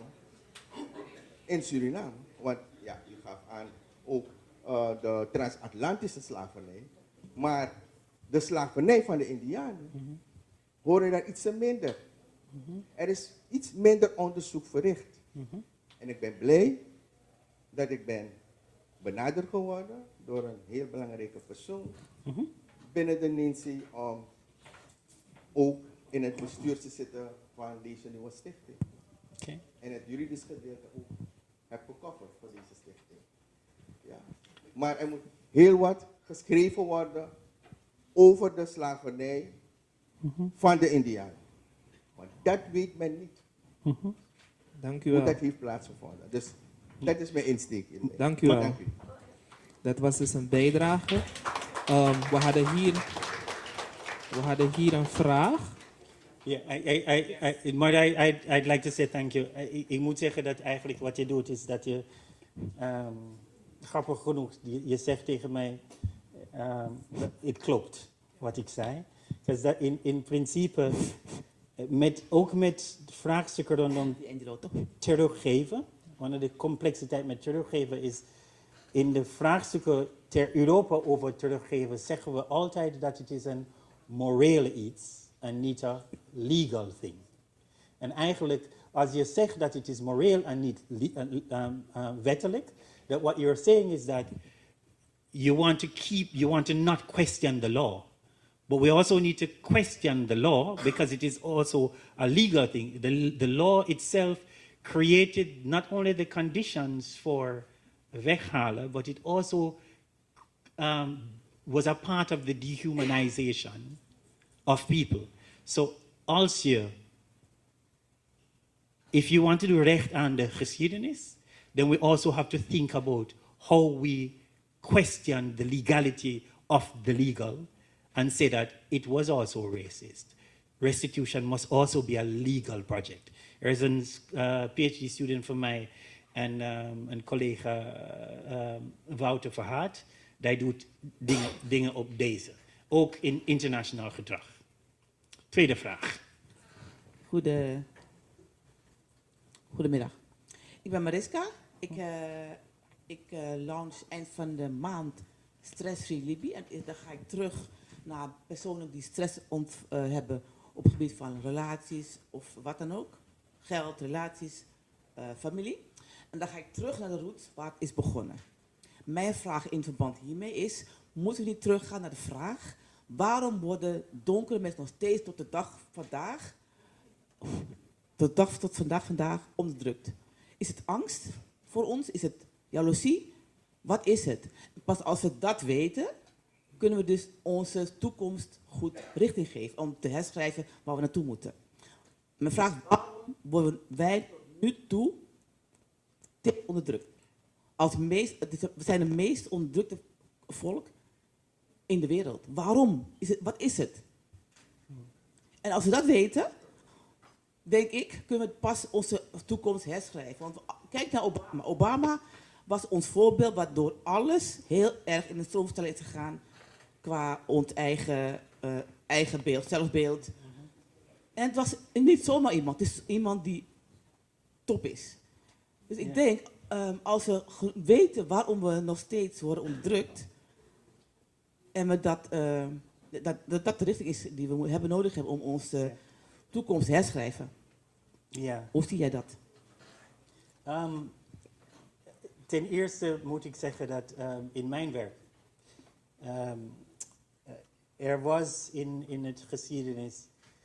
de geschiedenis hiërarchie van de mens. En dat zien wij ook. Maar het was ook verschillend. Ik weet het niet meer nu. Er was philosophers die dachten dat Afrikanen waren de lowest of the low. En er waren ook philosophers die dachten dat de inheemse waren de lowest of the low. So het is niet... ik denk dat overal de onderdrukking voor de gekoloniseerde mensen. Maar ik begrijp wat u bedoelt. En een deel van dat voor mij zit in de systemische nature van slavernij en kolonialisme. Soms denken wij dat things are about, en we zeggen het heel vaak en soms te vaak, dat in Nederlands bijvoorbeeld er was een moment van geschiedenis schrijven en zij wil altijd de individuele verhalen vertellen. En ik vind dat prima. Maar de slavernijverleden is een systemic oppression. And it is a systemic oppression in the today. A part of that system is overall, that's what I said to you. It is so doorgesleept in alles dat wij hebben als systeem, whether or not it's how we look at each other, what happens in the infrastructure with relationship to the police. That is wat ik bedoel bij systemisch.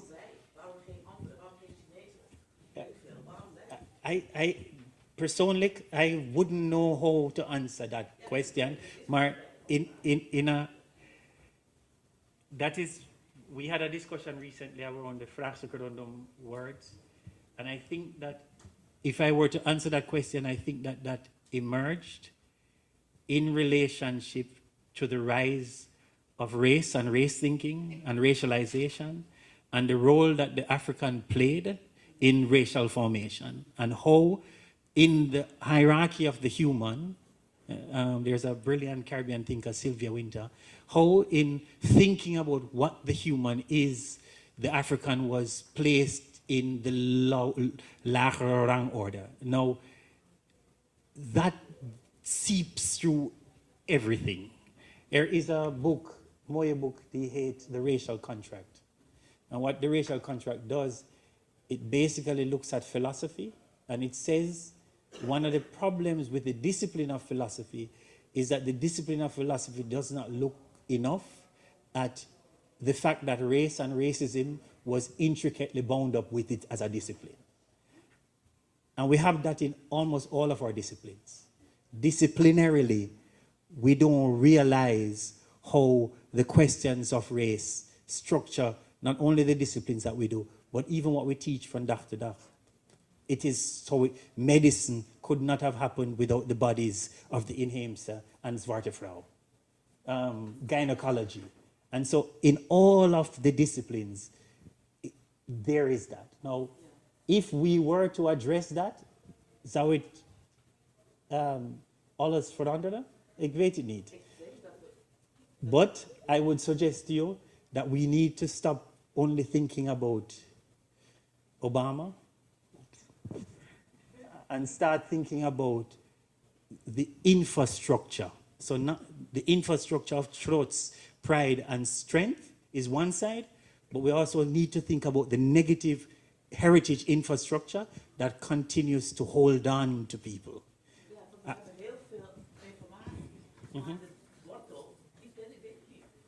Yeah.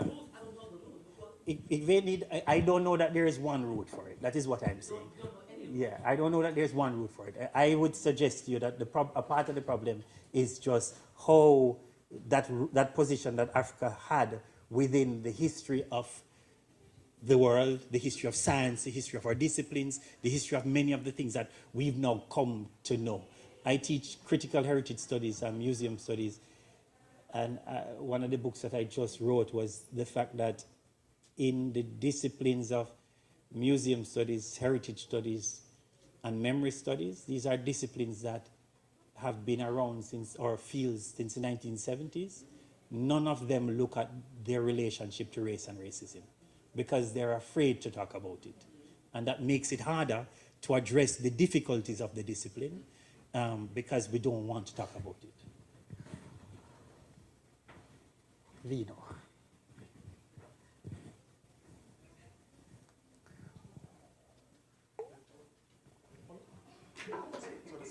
Oh, oké. Ja, dankjewel. Mijn naam is Michael. En ik ben lid van de Federatie van Paraplantages. De voorzitter zit daar, meneer Owen. Ik ben ook voorzitter van Plantage 4 Kinderen. En natuurlijk volksvertegenwoordiger, maar ik ben hier meer in dit kader. En ik heb goed geluisterd, maar we praten altijd over slavernijverleden. Maar ik vraag me af, wie waren de tot slaaf gemaakte voor slavernij? Wie waren ze werkelijk? Hoe leefden ze werkelijk? Want als we het slavernijverleden moeten gebruiken om de toekomst te bepalen, is het ook goed om te weten wie de mensen waren en wat ze deden voordat ze tot slaaf gemaakt werden. Okay. Oh, niet wie waren de tot slaaf gemaakte, maar who they were before they were enslaved. Sorry. Yeah. Ik denk dat dat ook belangrijk zou zijn om mee te nemen om de toekomst te bepalen.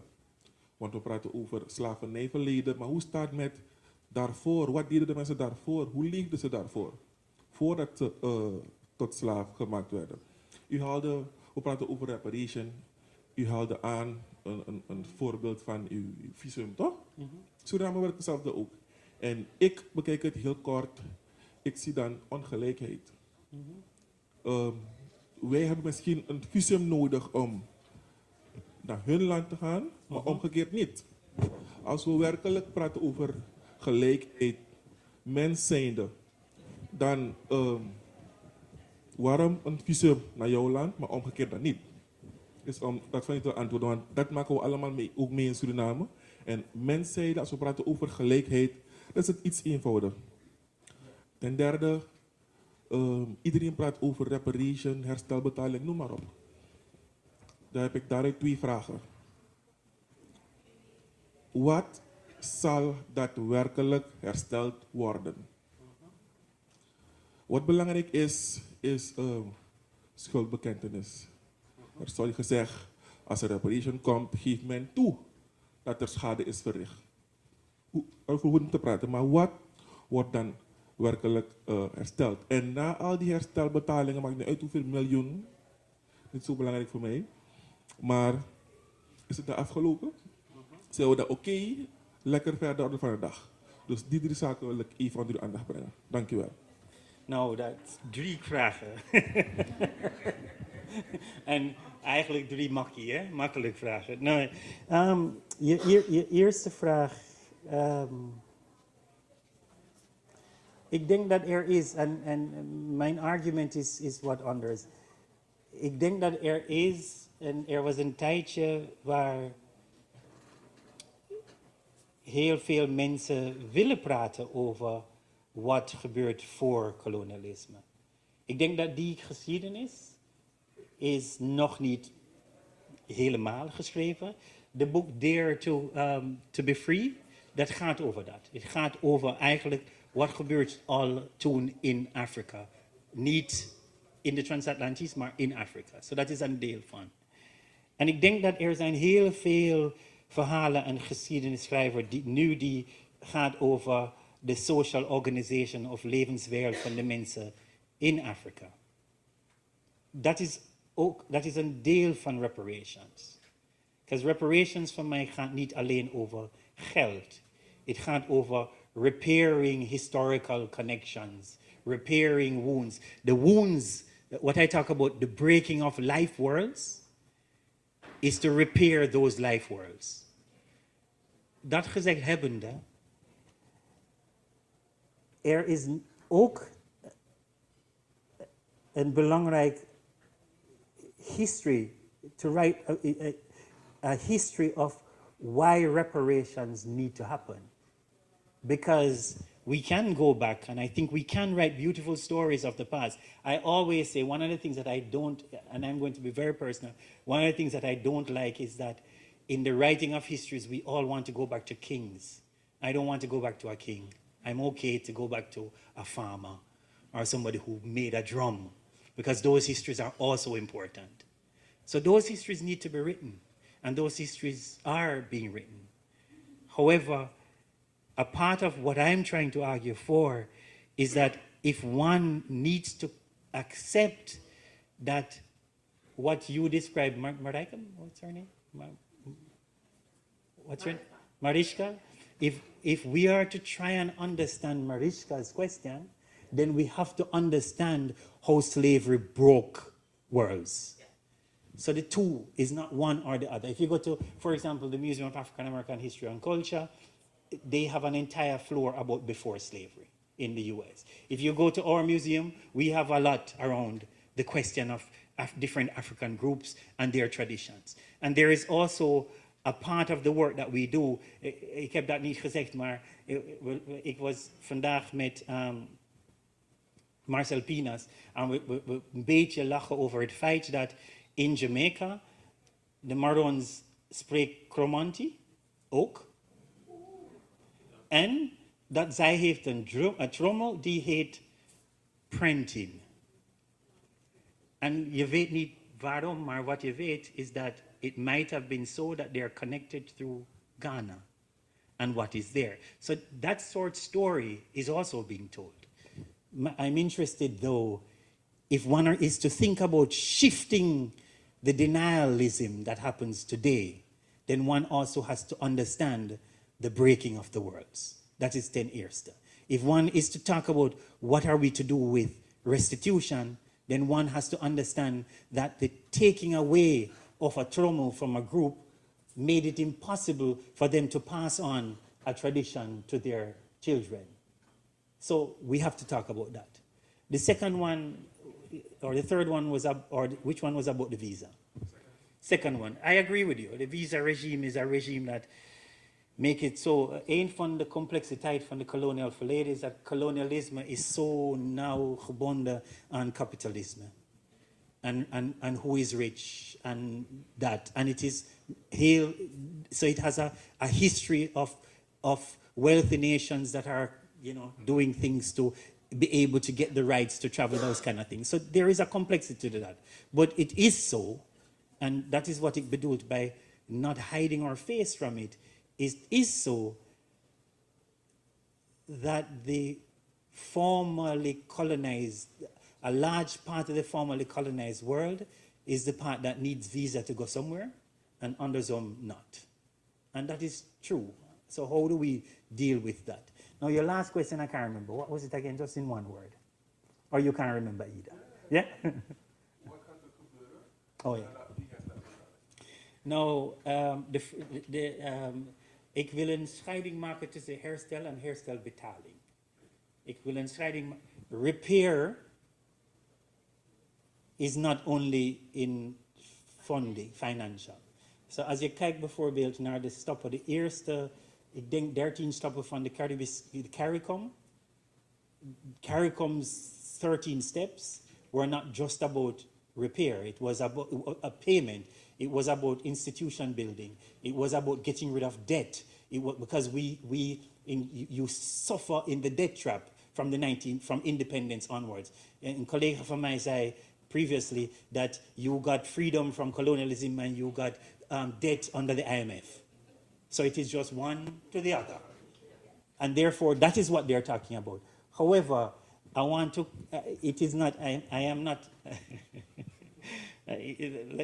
I'm putting on now my university hat in this sense.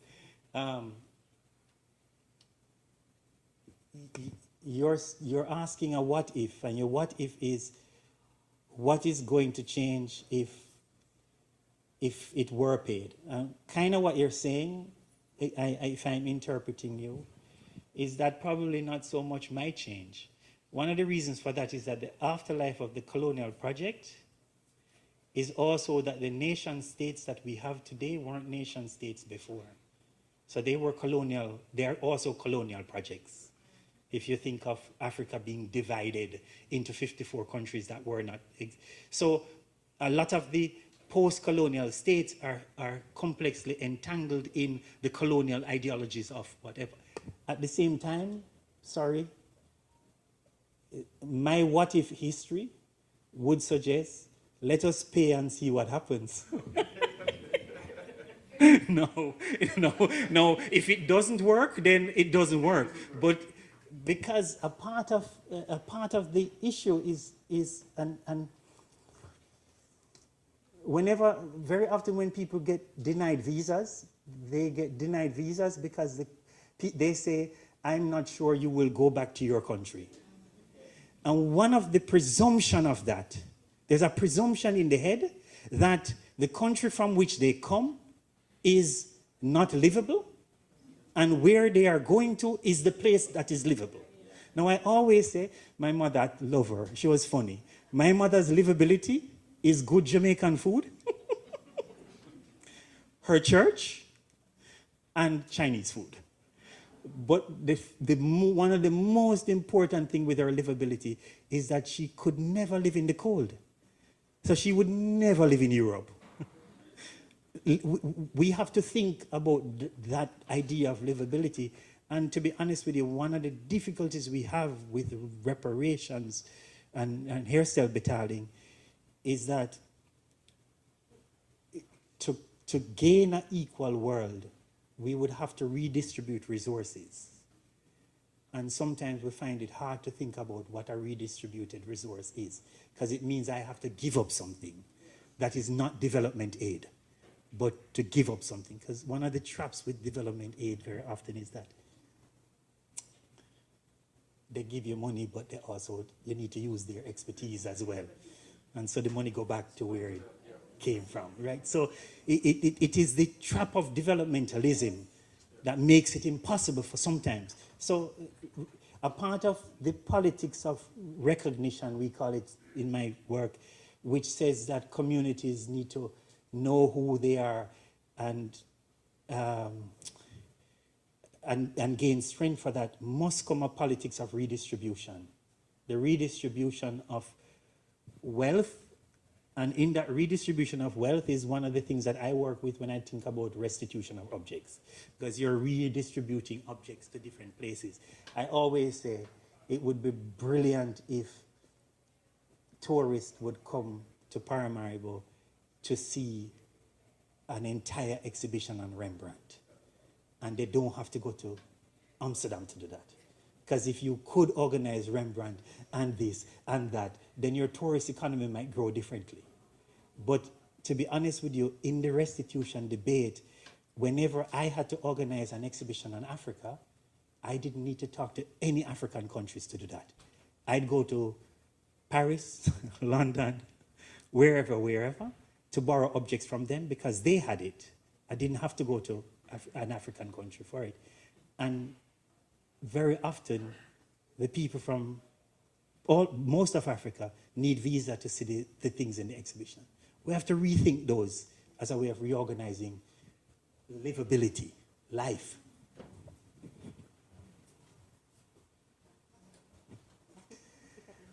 Oh, the mic is right here, and then can I do that little thing? Because there's somebody beside you, so I guess you can just give it to her after.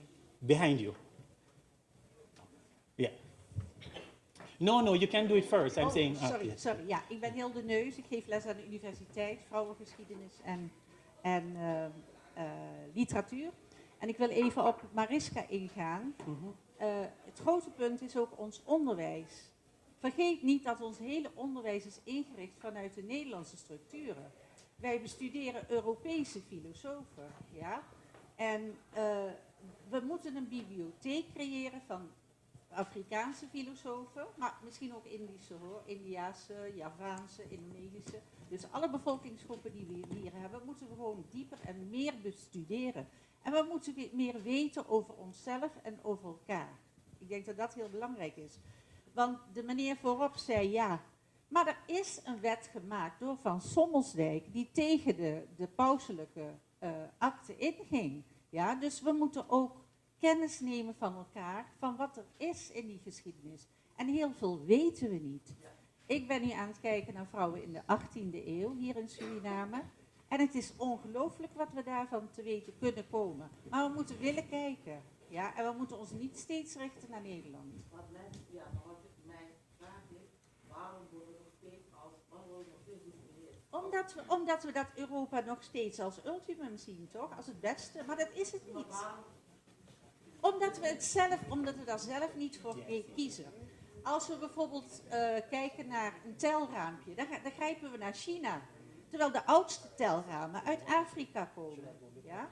De bibliotheken in Timbuktu, alle kennis die er uit Afrika komt.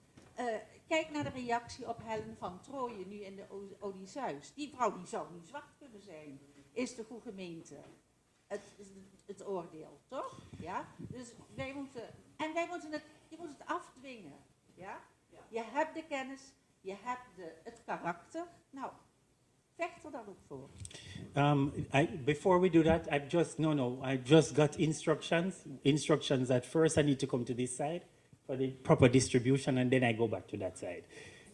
While the microphone comes here, who was here on this side? Somebody had here? All right, you have the mic. Go ahead. Yeah. Ja, goedemiddag. Ik ben Harriette Juria.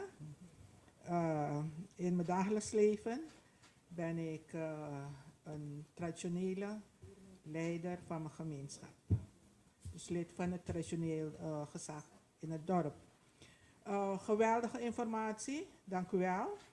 De topic is zo groot, groter dan onszelf. Ik heb een paar opmerkingen, maar ook vragen. Ik wil eerst beginnen bij het begin. Om te begrijpen waar ik naartoe wil. Als u even analyseert wat de mensheid is en waar het begonnen is. Want de discussie begint gewoon in het midden en je komt er niet onderuit. Dus ik begin bij het begin. Wat ik weet. Bij de schepping zijn wij allemaal, welke kleur dan ook, uit één mensheid voortgekomen. Nou, wat ik heb gelezen, bestudeerd en geanalyseerd is het volgende. De mensen in de wereld hebben allemaal een kans gehad om een stukje grondgebied te bemachtigen. Ja, en die mensen hebben het ontwikkeld naar hun eigen gedachtegang en behoeften. Nou, zo hebben de inheemse ook een kans gehad. Inheemse volken zijn over de hele wereld. Als u niet weet, elk continent omvat oorspronkelijke volken. Zoals wij hier in Suriname, zoals mensen als ik. Nu, een groep van die mensen hebben op hun eigen manier het land en alle resources gebruikt naar de eigen denken en behoeften. Wat is er van gebeurd? Europa bijvoorbeeld en de andere landen, ze zijn gegeven ogenblik zijn ze hun rijkdommen kwijtgeraakt. Maar de inheemse volken, vooral van het westelijke halfrond, die waren zo rijk aan hun natuurlijke hulpbronnen. Dus wat is gebeurd? De mensen onder leiding van Europa toen, zijn ze gaan zoeken naar rijkdommen. En ze zijn naar het westelijke halfrond. Daar zijn ze beland. Nou, mijn voorouders hebben toen niet geweten wie die mensen waren. En ze hebben uit hun medeleven, met de liefde, zoals de mens, zoals Tamushi, dus de schepper, de mens heeft geschapen, waren ze vrij, liefdevol en verdraagzaam en nog erbij gedeeld wat zij hadden. Want die mensen die met de boot zijn gekomen, ze waren arm, uitgehongerd, enzovoort, enzovoort. Wat is toen gebeurd? Die mensen die zijn gekomen, natuurlijk waren ze op hun eigen manier ontwikkeld en ze hebben het schrift meegenomen. En alles wat mankementen bestaat in de mensheid van nu, hadden zij ook met zich mee. Was hun bagage. Dat is met het westelijk halfrond gebeurd. Oké, nu.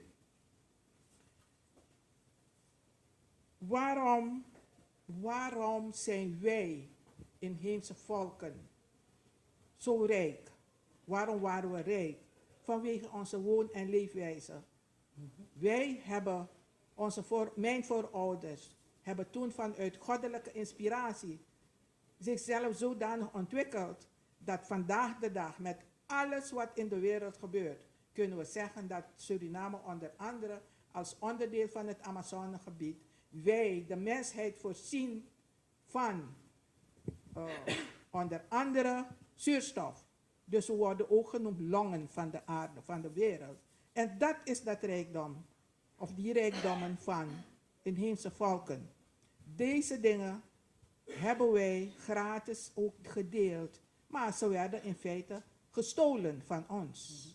En zo is die law van hun begonnen ook. Want als de wetgeving in die landen niet aanwezig was, dan zouden zij niet met goed fatsoen de andere landen met rijkdommen hebben kunnen koloniseren. En alles gedaan wat ze wilden en doen. Dus, als wij dat vandaag nu bekijken, vraag ik mij af.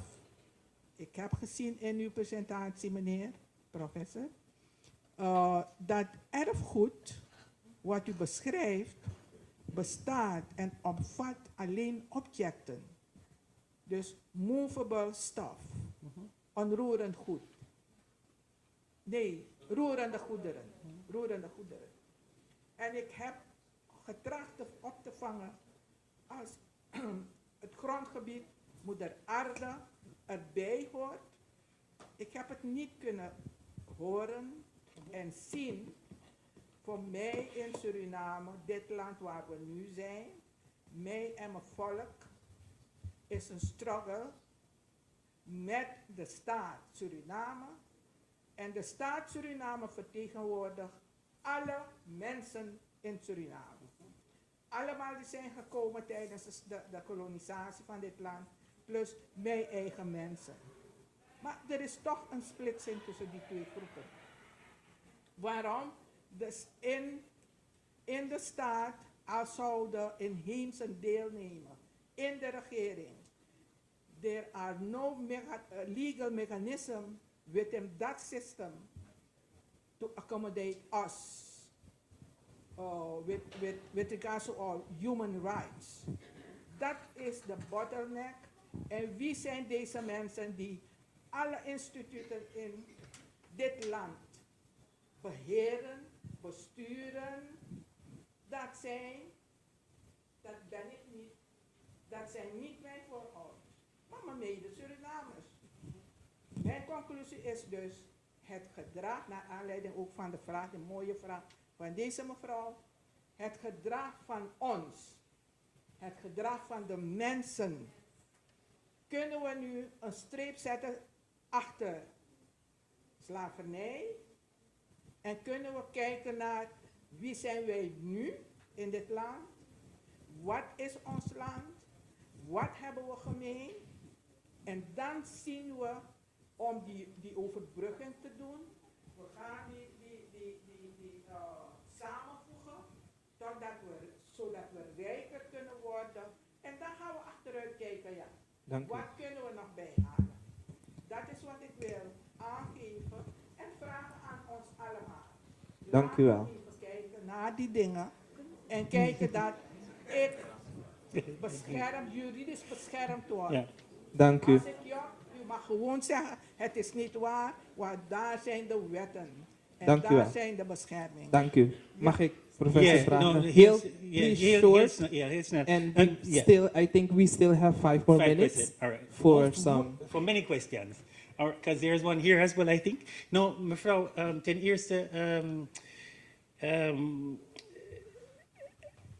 one of my plea nu is dat om de toekomst te krijgen dat we willen, we need to do that together. And that is not a separate thing that you say you do yours and whatever. We need to do it together. Which for me, and in that sense, I'm not so sure that for ons erfgoed is not alleen movable objects. It is water, it is the mountain, it is the plant knowledge, it is land, it is all of that. So I agree with you. Now, the last thing is, in a certain sense, I understand what you mean about looking forward and een streep achter slavernij. I would understand that. My contention would be, or how I would phrase it, is if you can't understand how the structure or the system is made, then you can't change the system. You need to understand what made the system itself, which is what you are saying, that if you understand why the inheemse, and I go back to you as well, it was Locke and it was Kant. In both Locke and Kant, the biggest philosophers of art, but also of property law, they were also thinking that the inheemse or the Africans are at the lowest part of the rung. If we don't understand how our legal infrastructure is made, then we can't understand how we're going to change it. And that is what my invitation to look back is not necessarily just to know our history, as we say, easily, but rather to understand why the system is made as it is and how you need to break it apart to build a new one.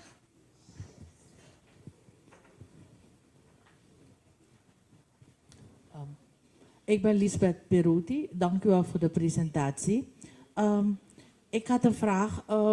Heeft u wat informatie over organisaties, gemeenschappen die toch klachten hebben ingediend bij het internationaal strafhof tegen al die diefstallen van musea, eigenaren en museahuizen?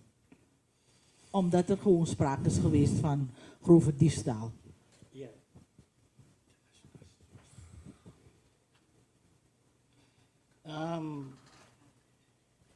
Ik weet niet nu in mijn hoofd, er zijn internationale wetgeving voor vraagstukken rondom erfgoed. Ik moet aangeven dat, dit is wat mijn PhD-student doet ook, dat de internationale gedragswetgeving actually emerges also out of Europe and therefore for a long time protected the system. Wat is nu aan de hand is dat er zijn niet to UNESCO or to ICOM or to ICROM, which eigenlijk in de wetgeving over heel veel dingen, whether or not it is citizenship rights or vraagstukken rondom objecten, de nationale recht is belangrijk. En voor ons in Nederland bijvoorbeeld, we hebben vragen gekregen over object en diefstal vanuit Indonesië, vanuit Nigeria, vanuit Sri Lanka, vanuit de US. En objecten zijn teruggegaan naar die landen en ook Mexico, recentelijk, vanuit onze. Vervolging, want als je misdaad hebt geleden, dan komt er een straf voor recht en dan moet je vervolgd worden. Ja, dat weet ik niet dat dat is gebeurd, nee. Dank u wel. Als wij snel, dan kunnen we misschien... er is een vraag aan het... oh yes, zij was eerst. Zij had haar hand... Ja.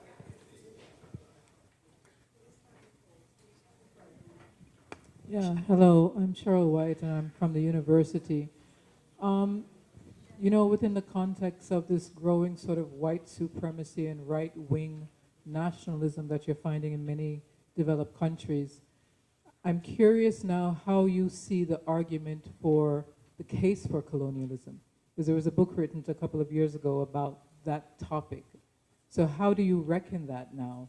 Because that's coming, there's a surge of pushback that's happening that people no longer want to hear. You know, there's this term,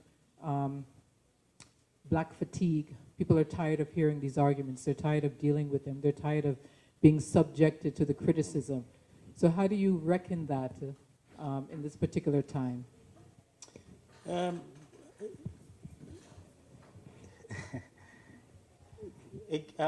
I understand what you mean, and you saw that, you describe it as right-wing nationalism, xenophobic nationalism across Europe and the US. That is happening. You see that now in certain places where they're trying to rewrite history so that they don't talk about slavery and colonialism anymore. In the moment when our wet was geschreven, I was also een klein beetje bang. Wat gaat gebeuren? Because in the context of Europe, there was also that move. I would suggest to you, Dr. White, that if it's anything I've learned from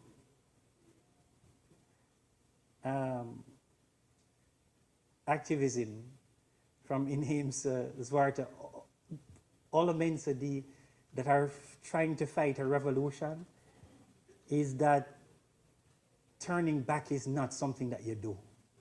So I understand what you mean. There's one scholar who says that when the institution becomes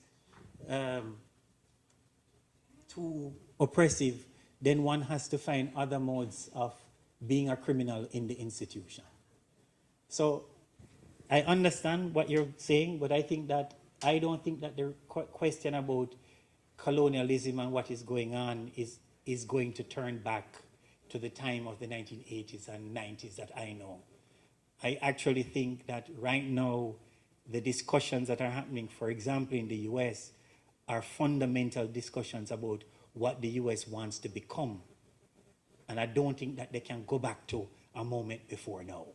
Yeah, I'm not arguing for going back. Yeah. I was just curious about your opinion on the fact that there is a surge. In pushback. Yeah. Yeah. Yeah. Decolonization is a technocratic approach. It's a structural approach. So the argument now is that colonization was actually a good thing. It helped to propel Africa into, the modern era. But that discussion, I think, has been happening for a long time. So this is not a new discussion. And I think that it is kind of expected that this backlash would happen. What I see on the ground is that there are still people who continue doing the work and continue pushing back, and they become more precarious. That is true. Recently we organized an event called Exhaustion, because we wanted to give the activists a little bit of a cuddle. Who said that? Knuffel. Because they were fighting, and sometimes they feel like they're losing the battle. So I think that across the world, and that's one of the things you see with activism, there are enough strategies emerging. It is sad to see what is happening, because since 2017, so much has changed, and it is sad to see the pushback.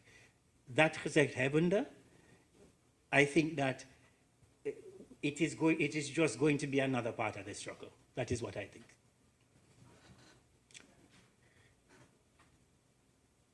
Goedenavond, mijn naam is Lise Watson. Ik ben medeoprichter geweest van een vereniging in Nederland voor onze plantage hier in Suriname. Het plantage was destijds opgericht als... moet ik wat harder praten? Oké. Unice Watson. Ja, Unice Watson, Vereniging Plantage Matawaribo, opgericht in Nederland. En de vereniging is opgericht, initieel, om de plantage te ontwikkelen en ontwikkeling te brengen, vooruitgang. En dat heeft mij geïnspireerd om onderzoek te doen naar onze geschiedenis en ons verleden. En ik heb gemerkt dat dat mij heel erg geholpen heeft in mijn zelfkennis, zelfbewustzijn. En eigenlijk wil ik aanhaken op wat die vraag die mevrouw eerder stelde, van waarom worden zwarte mensen zo onderdrukt? Ja. Maar ik denk dat die vraag niet beantwoord zal worden. Ik denk dat het hem in zit in onze eigen zelfkennis. Dus dat wij zelf onze sterke kracht en eigenwaarde moeten vinden. En dat we de andere mensen niet nodig hebben. Ja, om dat te bereiken. Als we weten wie we zijn, onze identiteit herontdekken, want dat is wat we moeten doen, en helen, dan komt dat vanzelf goed. En dan hebben we andere mensen niet echt nodig, denk ik. We hebben elkaar wel nodig als gemeenschap. We hebben elkaar wel echt nodig. En dan wil ik even komen ook op de law, waar er eerder ook over gesproken is. Ik denk ook, wat dat betreft, de law. Ik denk dat als je het aan een kind zou vragen, bij wijze van, als je terug gaat kijken naar de geschiedenis en je gaat aan een kind vragen van, hoe zou je dit aanpakken of oppakken? Dat het heel duidelijk zou zijn voor een kind. En wat er in het verleden gebeurd is, dat is echt gewoon gruwelijk. En vreselijke misdaden, daar valt denk ik niet over te, daar hoef je niet over te twijfelen wat er gebeurd is. Dus wat ik daarmee wil zeggen is, ook in dat moeten we het heft in eigen handen nemen en kijken van hoe kunnen we dat aanpakken om inderdaad de reparations gedaan te krijgen. En ik vind het ook heel mooi wat Afrika doet met de andere landen. Krachten bundelen, samen optrekken om dit aan te pakken, want het gaat wel lukken. Ja, het gaat wel lukken. Dus het is niet echt een vraag wat ik heb, maar wel... Ja, weet je, ik wil wel iedereen hier, want ik hoor heel veel verhalen namelijk.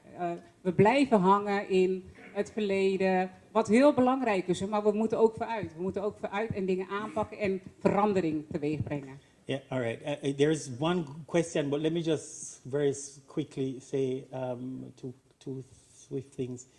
When I was growing up in Jamaica, I grew up in a very heel mooie moment for mij.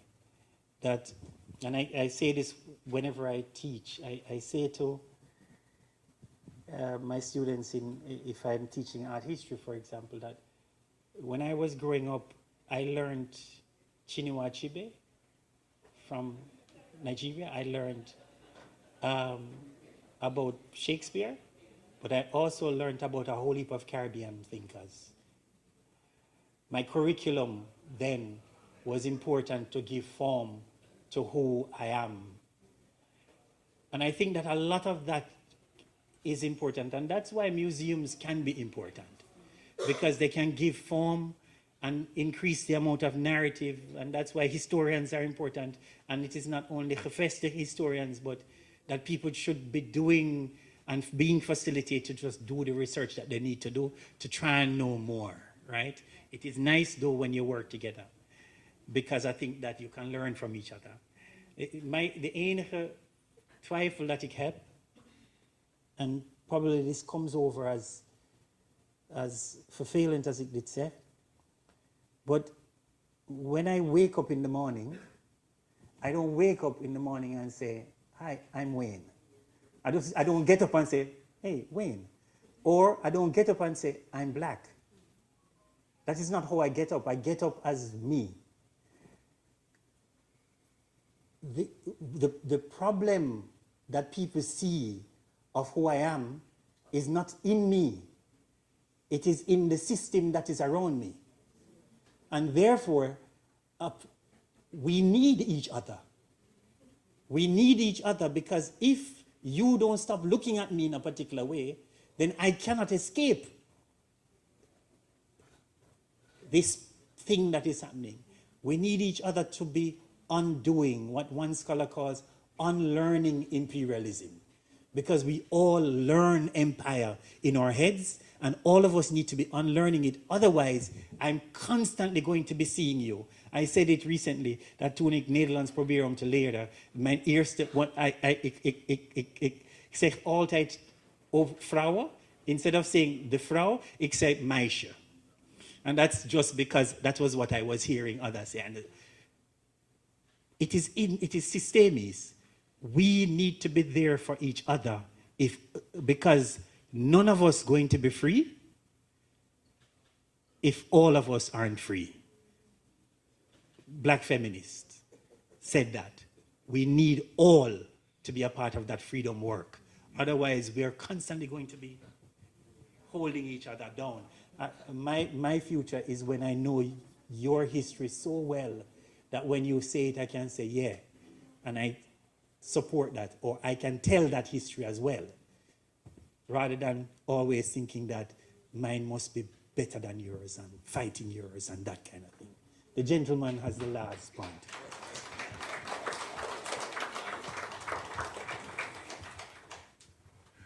Dank u wel, professor. Wat u net zei, was u op de spirituele tour. Bent u zich daarvan bewust? Spiritueel, nee. Maar oké, als u dat zegt, I take it. Zo heb ik het ervaren. Yeah. Without you, there is no me. Yeah. Ik ben Laurens Neder, bestuurslid van de Federatie van Paraplantages, gepensioneerd militair hoofdofficier. Ik denk dat in deze discussie wij moeten teruggaan naar het begin, het echte begin. Hoe was Afrika? Wanneer kwamen die Europeanen? Waar komt alle kennis en het eerste geboorterecht vandaan? Waarom hebben ze ons een blanke Jezus de Christus voorgespiegeld? Op welke wijze hebben de Europeanen Afrika overgenomen en vernietigd? Want dat is ons begin. Ik denk dat we heel hard moeten werken aan onze geschiedenis, omdat daar de echte geschiedenis begint. Ik hoorde iemand zeggen van jezelf kennen. Wij kennen onszelf niet. We zijn misleid, bedrogen, op alle manieren. Onze voorouders waren geen mensen. Het waren objecten. En werden ook als zodanig behandeld. Wanneer wij dus onszelf willen kennen, moeten we beginnen bij het onderzoek. Hoe was Afrika? Wat is er toen gebeurd? Waar komt die kennis vandaan? Zij die de geschiedenis probeerden te volgen, voor zover ik weet, was Ethiopië een van de sleutellanden wanneer je praat over het zwarte ras met name. Wanneer je praat over bewustzijn, het godsbewustzijn. En je wil de echte waarheid, wat wij waarheid noemen. Moet je de Ethiopische Bijbel opslaan. Omdat. En we praten nu nog steeds over Rooms-Katholiek geloof. Dat wat ze ons in de kerken leren, is om ons te controleren en om ons te beheersen. Want ze leren ons om die God buiten ons te zoeken. In de kerken en te luisteren naar predikanten. Terwijl die Godheid in ons is. Hier moet je hem zoeken. En daar heb je geen tussenpersoon voor nodig. Ik haal dit aan omdat het gaat om aspecten die samenvallen met het één zijn. Want ze hebben ons ook op alle manieren, op alle denkbare wijzen verdeeld gehouden. De hele wereld. Vooral hier in Suriname. Terwijl wij in het diepste van ons bewustzijn weten dat alleen wanneer wij erin slagen om een zo hecht mogelijke eenheid te creëren, te maken, te binden, wij dingen zullen kunnen veranderen. Want de hele en totale geschiedenis, ook wat wij op school hebben geleerd, is om de haves te dienen. Ook ons onderwijs. Want zij hebben ons onderwijs, we hebben alles overgenomen. Daarom lukt het in de derde wereldlanden niet. Omdat wij systemen van de eerste wereld hebben overgenomen om een derde wereldland te ontwikkelen. Suriname kan zich niet vergelijken met Nederland om dicht bij huis te blijven. Toch hoor je die vergelijkingen bijna dagelijks. Kortom, als jouw uitgangspunten verkeerd zijn, zijn je conclusies vaak ook verkeerd. We moeten bij het begin beginnen. Dat wil ik zeggen. Dank u. Can I close? And then thank you. You know, thank you well. Can I challenge you a little bit? I'm going to challenge you with one little thing.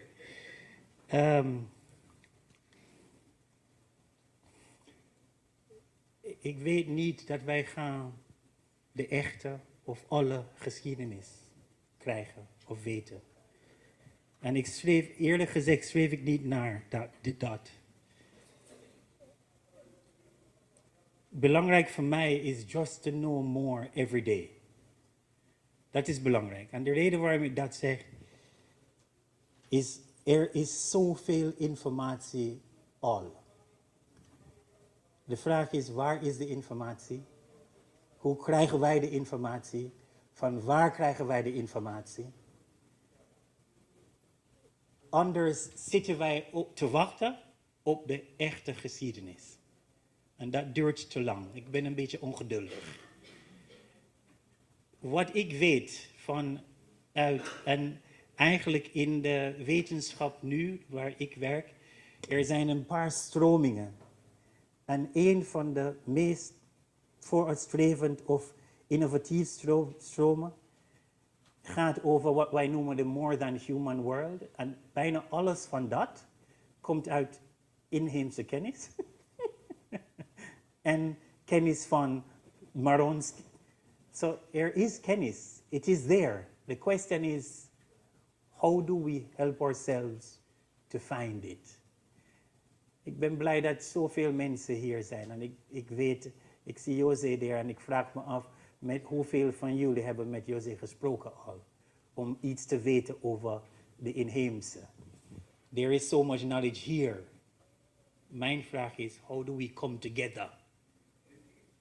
And push it forward. En de laatste is, ik ben het met je eens. En ik denk dat hij komt uit Mali. Hij is een filosoof.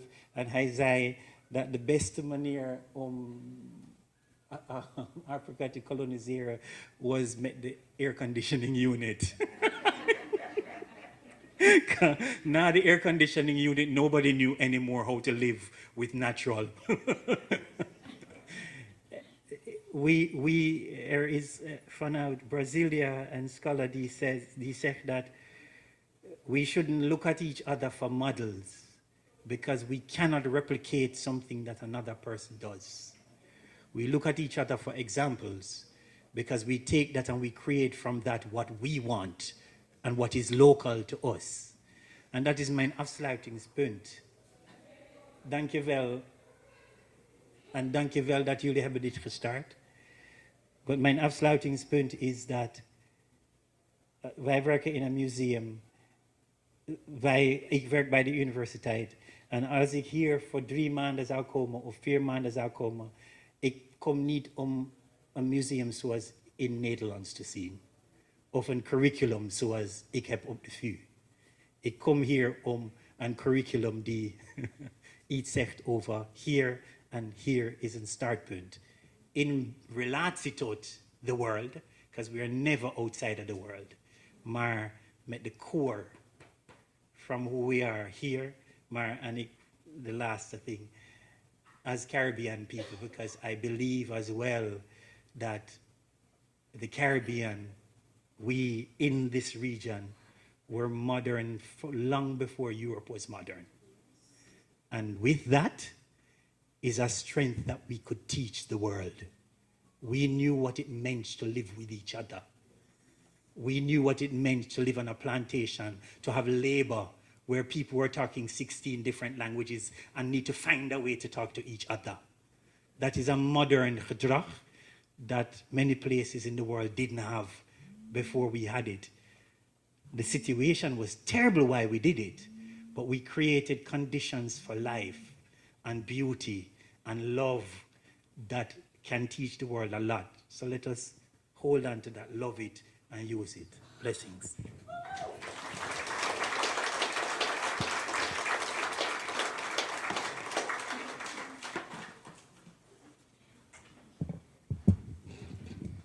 Dat mag zeker nog een keer een applaus voor professor Dr. Wayne Modest.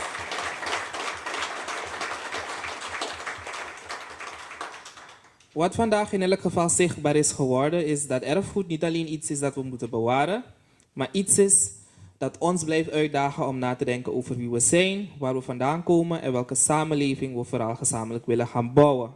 Hartelijk dank voor u allen. Aan u allen voor uw waardevolle bijdrage, uw vragen en uw reflecties. En ook aan professor Dr. Wayne Modest hartelijk dank voor uw diepgaande, maar vooral betekenisvolle bijdrage vandaag. Terwijl we dit formeel gedeelte voor vanavond afronden, doe ik graag namens de Stichting Nationaal Instituut voor Historisch Bewustzijn, Dialoog en Toekomstkracht een officieel dankwoord. En ik wil me daarbij als eerst richten naar professor Dr. Wayne Modest. Dank u wel voor uw uitzonderlijke bijdrage vandaag. Ook aan u alle aanwezigen, dank voor uw aanwezigheid. De mensen via de livestream, dank voor jullie aanwezigheid. Maar vooral voor uw bereidheid deel te willen nemen aan dit gesprek. Mijn dank gaat ook uit naar alle betrokkenen die deze bijeenkomst mogelijk hebben gemaakt. In het bijzonder het bestuur en de medewerkers van het Nationaal Instituut Nederlands Slavernijverleden en Erfenis, het NINSE, voor de waardevolle samenwerking. Mag ik nog eens een applaus voor alle betrokkenen. Graag dank ik ook de aanwezige vertegenwoordigers, onze collega-organisaties en instellingen, maar ook u. Dank voor uw waardevolle bijdrage aan het geheel. Voordat we overgaan naar het informeel gedeelte, erkennen we graag onze spreker, want een waardevolle bijdrage verdient ook een passende erkenning. En mag ik daarvoor alvast uitnodigen de voorzitter van Stichting NIT, mevrouw Botse. Zij zal namens het bestuur een oorkonde aan professor Dr. Wayne Modest uitreiken. Ik geloof dat u hier voorop kan staan.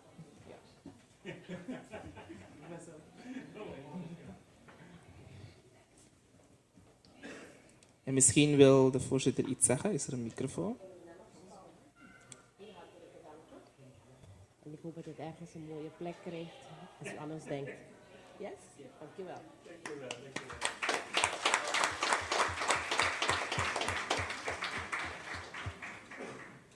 Mag ik ook alvast uitnodigen mevrouw Patricia Kayurami. Nog een keer? Kayuramari. Zij is lid van de Raad van Advies van Stichting NIT en zij reikt uit als een symbolisch teken van waardering en verbondenheid een schouderdoek. Professor Dr. Wayne.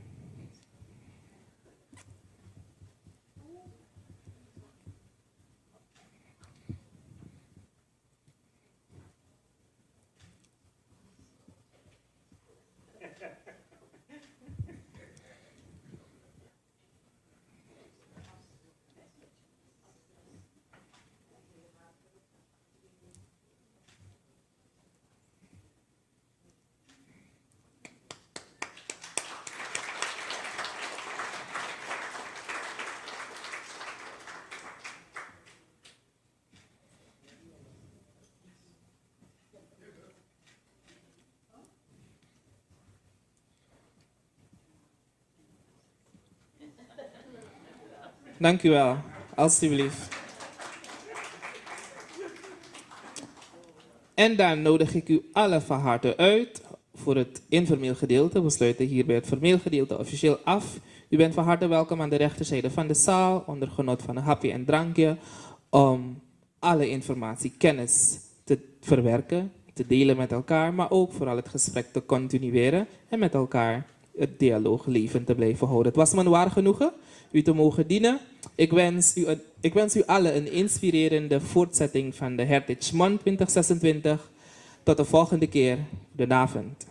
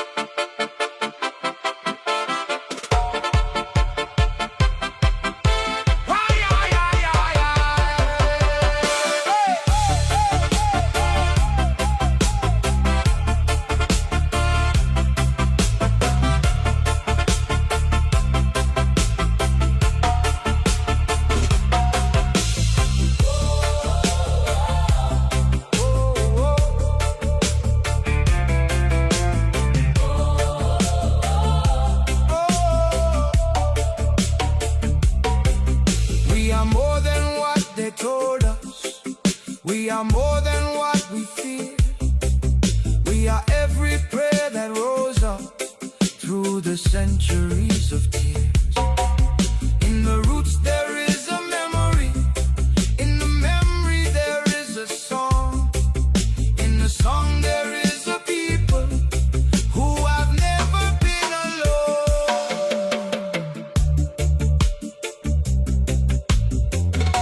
When the night comes quiet and the stars